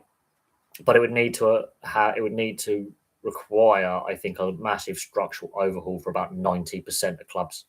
There are loads of community clubs in the lower levels of the game at the non-league level, but I think Exeter City is the one that has the 50+1 model in the professional game, in the professional leagues in England, and they're solvent. They're in the black. They have no debt. If more clubs followed Exeter's model, I think the reckless spending would drop. I think the transfer market would change drastically, and I think players would realise they're not going to be able to bully their way to these stupidly overvalued salaries. I also think that we need greater transparency with player agents. I think some of these clubs are definitely fiddling the books and are not being truly transparent and honest in regards to their finances. And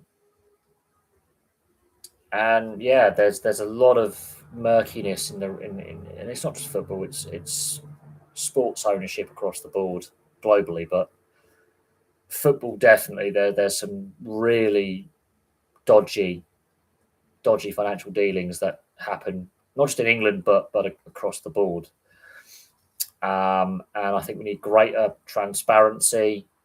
I think we need stricter rules. I think PSR is a joke because it's just been flouted openly by clubs like Chelsea and other clubs as well, working their way around the PSR rules, whereas other clubs are sticking to it and constraining themselves for right or for wrong. Financial fair play never worked. The guy who came up with financial fair play was actually an Englishman. UEFA adopted it. And then when Serafin took over after Platini and said financial fair play does not work, their keystone rule does not work, and we're not enforcing it properly across the leagues. That was an indictment of the system, the weak governance, the corruption within the system. And now, even with PSR, you're seeing the Premier League, for example, cherry picking how the punishments work. Chelsea should have not be in the league. Man City, we know they're guilty, but apparently we've got to stop banging on about it because their fans are in real denial. But at the end of the day, I think the sport is not in a good place. It's not in a good place. It hasn't been for a long time. It's not in a good place. That's my viewpoint on it. I enjoyed the sport less. I feel sorry for a lot of fans. The fan experience is not as good. I don't know. I don't know where the FA in this country or the Premier League go or UEFA. But oh God, I feel -5 points they're on, and the team above them is I think on 30. So let that sink in. You've got to feel for Sheffield Wednesday. You've got to feel for the fans, but other clubs have been in that situation, and the way the rules work, it doubles down on a punishment. It's been a disastrous 2.5 decades for Sheffield Wednesday. It really has. But the Football League and the Premier League and the FA have allowed these bad owners to come in, and how they were ever allowed and cleared. Where's the due diligence? Where's this shouldn't be happening. And unfortunately, it's been allowed to happen time and time again. We have learnt nothing. And I fear more clubs are going to end up the same way. We got close with Morecambe. I know it's a smaller club, but this can no longer continue. And unfortunately, it's been allowed to continue ad nauseum. It's to the point where the the the fans don't trust the authorities. There's a lack of trust in the Football League, in the Premier League, in the FA, and I don't think the governing bodies are going to get that trust back. And could we potentially see? I mean, there's a reason why the European Super League idea came about, and it was agreed on the clubs level and a handful of club owners and club chairmen, driven by Spanish clubs. But the Premier League realised they needed the Premier League on side because of the financial clout that the Premier League so-called Big Six have. Although you can debate amongst yourselves about that, and the fans push back, and rightly so. I think the fans need to push back more. I really do, because you've got to look at it from the sports perspective rather than just the Premier League and the EFL. The longer the Man City thing carries on, and the more times they punish Chelsea, it damages the image of the league more and the sport more than punishing them and throwing them out the league. They're putting profits first. They're thinking with their checkbooks and their wallets as a league, and ultimately, I think fan protests are really. I think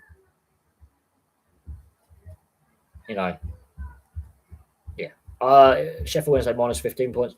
I think if they can retain as much of that squad as possible, I think they could be mid-table next year and stabilise.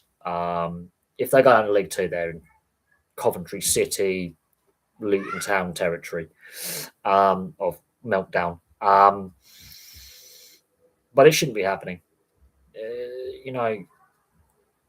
We were told the Premier League was going to solve all the financial problems of the game. We were told that clubs were frustrated with how the game was being run in the 80s, and they'd run out of patience with the Football League, which is why the Premier League exists. And it's just been a mess from 1990. Well, it was a mess in the 70s and 80s, but I think now the sport's in more trouble than what it was in 1992 when the Premier League was started by 20. Was it 22 or 2014? 22 teams broke away from the Football League. I think the game is in more trouble now and is in dire crisis now than it ever has been. I think we've reached a point where the greed of a few has reached a point now where they put profits before people. The structures of the sport are fundamentally broken, and it's not just a problem here in England or Scotland. It's a problem that is across Europe. A very small handful of clubs believe they're bigger than the game, and can do what they want. The governance side is scared of the image damage. So the league's like, oh, reputational damage. Oh, we can't be, and they're concerned about what that means financially for them, and they're not willing to take the tough decisions on some clubs, but other clubs they just keep smashing the crap out of them. And some of these clubs want a Super League, and we don't. Fans don't. We don't. There's a few fans that want to see it, set the world on fire and watch it all burn and start again. Fine. But I did a video on the idea of a British, which then became a European Super League in the 60s. This is not a new idea. This idea was first floated around 60 years ago, about the time of the 66 World Cup, just after. And the idea was floated in the mid to late 60s. And there were articles. I've got some articles over there. I've got some articles from the time in some in the football colour supplement from the Daily Express, which they did for many, many years in magazine form. Which if you wanted it, you paid an extra couple of shillings and you got the colour supplement as a separate publication. But it was published by the Daily Express in the 60s and 70s. And I've got to dig them. They're all over there somewhere in storage, but I've got to dig them out. And there is an article from, I think, 1968 discussing a British/European Super League back then. It's 58 years ago. And I don't think a British Super League would be accepted because I don't think the police would allow it with the Scottish clubs and the risk of violence. It wouldn't work anyway. Not with the British public transportation system with the way it is. That it wouldn't happen. Would not happen. The FAs, the various FAs, the Scottish FA doesn't really like the other FAs, hence why the Olympic teams have always been a struggle to form because the Scottish FA throw their toys out the pram.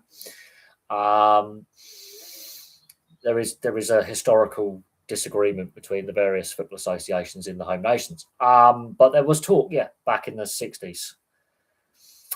And then they thought, well, rather than just a British one, what about a European one? And the idea didn't really go very far, but it was there. And since, I'm going to say the 90s, we've every so often, every 5 to 10 years in the 90s onwards, we've had this European Super League. Let's try it.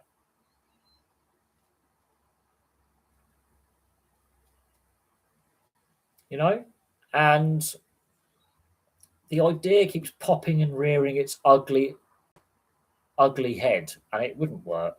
Already the European competitions, I don't think, work properly at all. They're bloated and overexpanded, and just completely too many teams. You're rewarding mediocrity. You can finish like mid-table playing Europe. How? You are rewarding mediocrity, but the club chairmen want money. They want the TV money. They fleece their fans. It's a cash grab.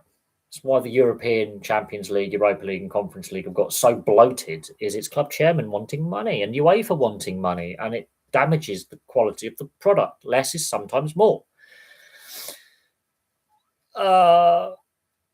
Belgium and Holland and Luxembourg are considering. There's been ideas floated there, but it would require, both FAs, structural changes, and would it actually work long term? Because you've got the various national rivalries that can turn ugly. There will be some ugly. There'll be some. The police were like, we don't want this. We don't want the Walloon French fighting the Dutch. There was a reason why there was a war of independence in the 1830s into the 1840s. It is, but then you find out that the risk of nationalist-based disorder. Oh, yes. You find out that the risk of disorder is so high, the police and security forces would be like, this is not a good idea. It's not worth the cost to, police it. But the idea has been there. A Super League idea has been there since the 60s. It's never got off the ground. UEFA loves the European trophies they have because it's money. It's money. For a non-profit organisation, that's a lot of money they're making. That's not actually being pumped back into the game. There's some very big salaries being paid to administer the game. Celtic and Rangers as police violence. Well, police couldn't handle policing the game for all. God, can you imagine? And people say Celtic and Rangers should be hearts of the SPL. So that's thinking. There was an idea of having Celtic, but this again was a Tony Blair idea actually of having a team in Dublin in the English Premier League. And this is just after the Good Friday Agreement, and then people were like, "What are you doing?" After bearing in mind in '95 what happened in Dublin at Lansdowne Road, and people were like, "What the fuck are you doing? Like, are you insane?" And that's political involvement. So this is at the time of Milton Keynes, MK Dons, the old Wimbledon being turned to MK Dons, in the run up to that late 90s, early 2000s, and Very quickly, people told him, that's a bad idea. You're interfering in professional sport. You're playing with fire. You will see violent disorder a lot. And he was told very, very politely, put the idea down, put the paperwork into the shredder, and never go back there. Tony Blair is a cunt. There, I said the C word on a live stream. I'm not. I don't care if I get this flagged. Tony Blair. Yeah, we don't like Tony Blair. I don't like politics. I try and keep it off the channel, but the fact that in the late 90s, early 2000s, and I've done this in the football club histories, when I look at MK Dons, I look at AFC Wimbledon, and I did that. The idea that the UK government in cabinet meeting was like, let's move a Premier League side from the English league system to the Republic of Ireland, and let's put a team in Dublin. He was told no. He was told very, very. It was basically the government had this. This is in Hansard. This happened in a cabinet meeting. I believe it was before FC Wimbledon obviously became NK Dons, but it's at this period that they were thinking about, we'll move that club there. And that idea didn't go very far, thankfully. It went as far as Milton Keynes in the end, and we can see how unsuccessful MK Dons have been for 20 plus years. It did not go down well. There were security concerns because there were still those paramilitaries of both sides who were dissidents, and they still are, who did not agree with the Good Friday Agreement of 1998. That had been in the pipeline since 1992, by the way, and John Major. But again, Tony Blair, got to have all the credit. We really don't like Tony Blair in this household. There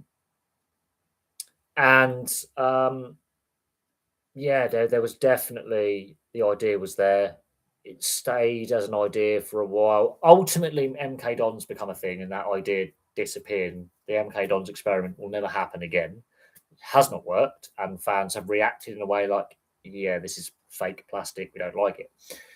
At the same time, the fact that the British government at the time was considering this shows their lack of knowledge of what it means to communities, their local sports team. This is not the US. Okay, this is not America. It only became, it was reported. It was reported in the press at the time, and it was seen more as a rumor that the government's got a proposal on the table. It's sources suggest from Whitehall. It transpired later when official documents were released, following Tony Blair's government and in years past. They were strongly. This wasn't just an idea that was brainstormed, getting some ideas people in. This was a cabinet meeting where Tony, but I forget who the minister of, was it Mo Molam? No, she was Northern Ireland secretary. I can't remember who was Tony Blair's culture media secretary. Because Lisa Nandy is the one now who's as useful as a chocolate teapot, but whoever was the Minister for Culture, Media and Sport, and I also believe it went before Select Committee. Now, if you follow BBC Parliament, you can watch all the committee rooms and you can red button stuff. But I believe it was the minister at the time, and I'll have to check who the minister was, but really not. I think the community secretary and the culture, media and sport, they also sat in this government meeting, and they were discussing the idea quite literally. They were told, don't do it. I think the security forces and the police were like, and even the Irish as well were like, you don't want to do this. There is a threat of hooligan violence. 95 was in the fresh in the memory. Oh, and there is a threat of terrorism, by the way. Security concerns. Probably none, if I'm being honest. But by the end, they were getting crowds of like a couple of hundred people because the fan boycott. I would say probably none. If I'm being honest, I don't know. They haven't really built a fan base in Milton Keynes. The stadium is oversized. They basically got a Premier League stadium in an industrial state for a club that plays in League Two. Well done. Or League One. They've been as high as the They were relegated out of the Premier League. They then moved the club, and they've never been as high as the Championship since they've had like a season. It is. I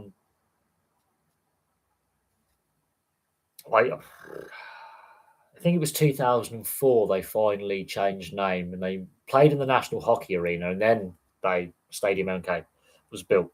In part, again, for these failed bids for a World Cup we never hosted because we weren't corrupt enough, apparently. But it's it's a fantastic stadium. It's just it's an industrial state. There's no hotels, there's no bars, there's no restaurants, there's no nightlife nearby, there's no entertainment district. It is in an industrial state. Always empty seats all over the place. They must, whoever, that club must be bleeding money. And at some point, if they were, let's say, to get relegated out of the Football League, I can't see how MK Dons survive. I wouldn't be surprised if they end up like Rushden and Diamonds, for example. I wouldn't even say 10k, maybe 8, 7, far smaller than what they got now. It's a fantastic stadium, don't get me wrong. And they obviously, I think Stadium MK is one of the stadiums they want to use for Euro 2028, or it was planned to be a stadium. There is no doubt it's like a fantastic facility. Some games there's more away fans than home fans. So that just tells you all you need to know about the club. They haven't really built a fan base. They've had some great players play for the club at various levels and stages in their career, but they haven't built anything. They haven't built a fan base. They haven't engaged with the local community very well. It's in a very poor location, and they wonder why fans don't want to turn up. Well, if you've got to go into an industrial state where it's a little bit not the most secure part of the world, there's not a lot of bars and restaurants and nightlife and things to do. That's going to make that's not a family environment. That's not really an environment for fans. It's a Milton Keynes is like a utopian, dystopian. Milton Keynes is an experience. I'm just going to say that. No, it's like RB Leipzig in Germany. They are hated, absolutely hated, but they've never had any on-field success. This is the thing. They've never actually built a foundation to then take that step to the Premier League. They haven't really engaged with the local community, although there's a lot of people who've moved into Milton Keynes because of the various tech industries and motorsport and IT, and people have moved to Milton Keynes for work, and they've got kids and they're raising families. And even they're not buying into, let's go down the local club and watch a game. There doesn't appear to be a ticket drive where they're trying to engage with local schools and local youth groups and local grassroots clubs to try and get families in and fans in and grow a fan base. There just doesn't seem to be that kind of community engagement. Other clubs have really good community engagement and community schemes where they give discounted tickets away to local schools, or they work with disadvantaged communities in the area, or they have project. It's an American idea that failed, and this is what I don't think the Americans truly get, is you can't just manufacture a club. You can't just move a club, relocate a club like 60, 70 miles from southwest London to what was then a town, which is now a city. What was it, 60 miles north of London or something? You can't just go, we're going to relocate a team. This is not US franchise mode. This is a community club being ripped out of one community and then planted in another, and that other community not accepting it. I think they have some fans in Milton Keynes. There's just transplants to the city, and so it's a fast growing city as well. Urbanly, it's one of the few locations where the birth rate's going up because there's a lot of jobs that well-paying jobs in Milton Keynes. High-tech industry, F1, company headquarters, tech industry, research and development. It's on the rail and motorway corridors between the north and London. It's in a good location between Cambridge and Oxford, so you're getting university graduates coming to the city who want to either set up startups or work in business. So there's money in the city. It's a wealthy area. It's just a dystopian city that is soulless. But there's some local towns and villages nearby that are also merging into Milton Keynes. So it's a big urban area. There's money there. Unfortunately, the club isn't organic. It's another community's team that's been stolen from it. So they founded their own AFC Wimbledon, which has got a nicer stadium, I think, works well with the community. The new Plough Lane is a fantastic facility. They get better crowds, better engagement. They've got a fan base. They've got a community. Milton Keynes is. I just don't see that engagement and trying to reach out.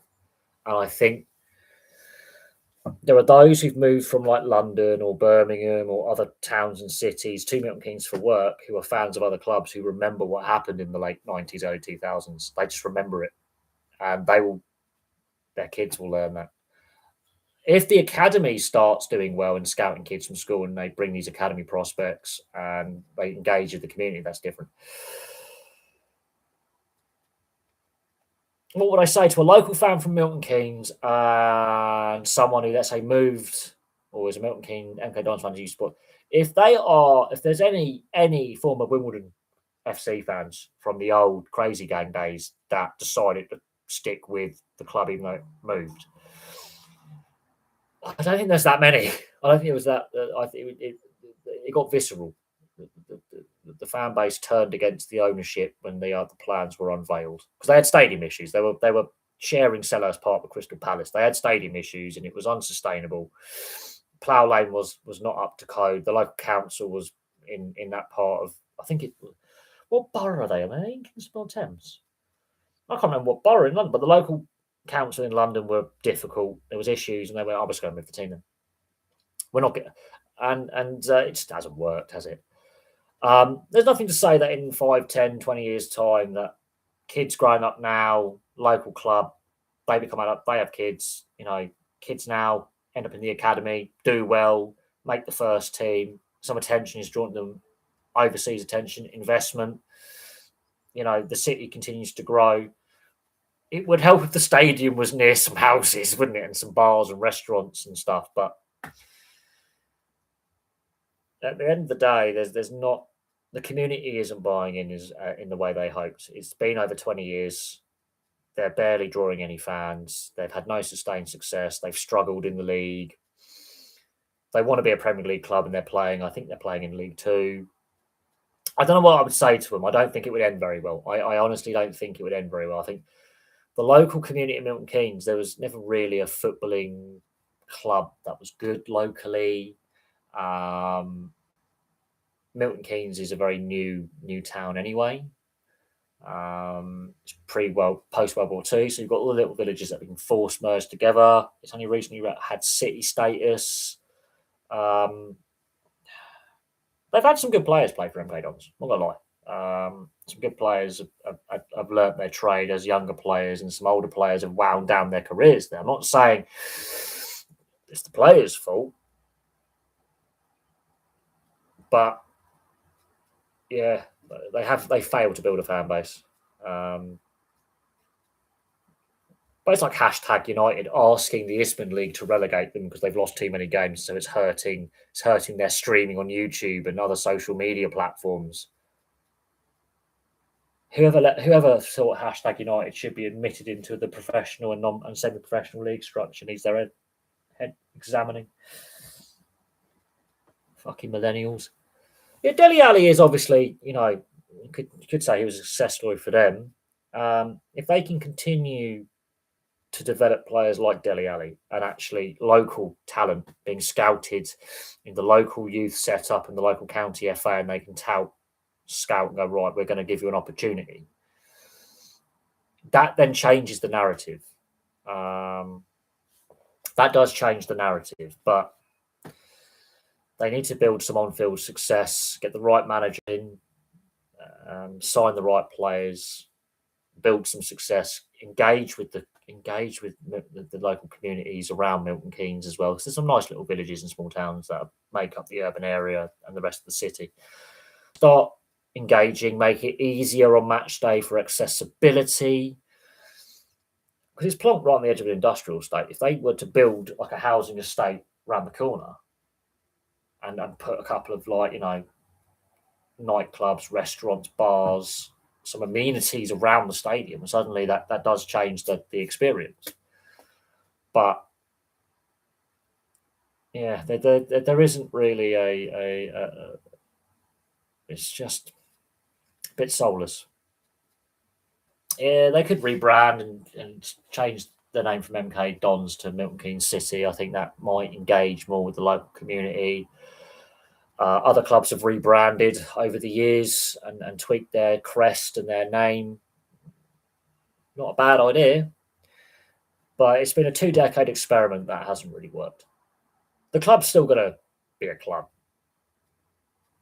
They just need to trend upwards, start building a bit of positivity, engaging more with the local community. I think a name change, Milton Keynes City, might actually work better than MK Dons, but because the association of MK Dons with the negativity around the foundation of the club and the local, doesn't go well. But Pete, is it Pete Waterman?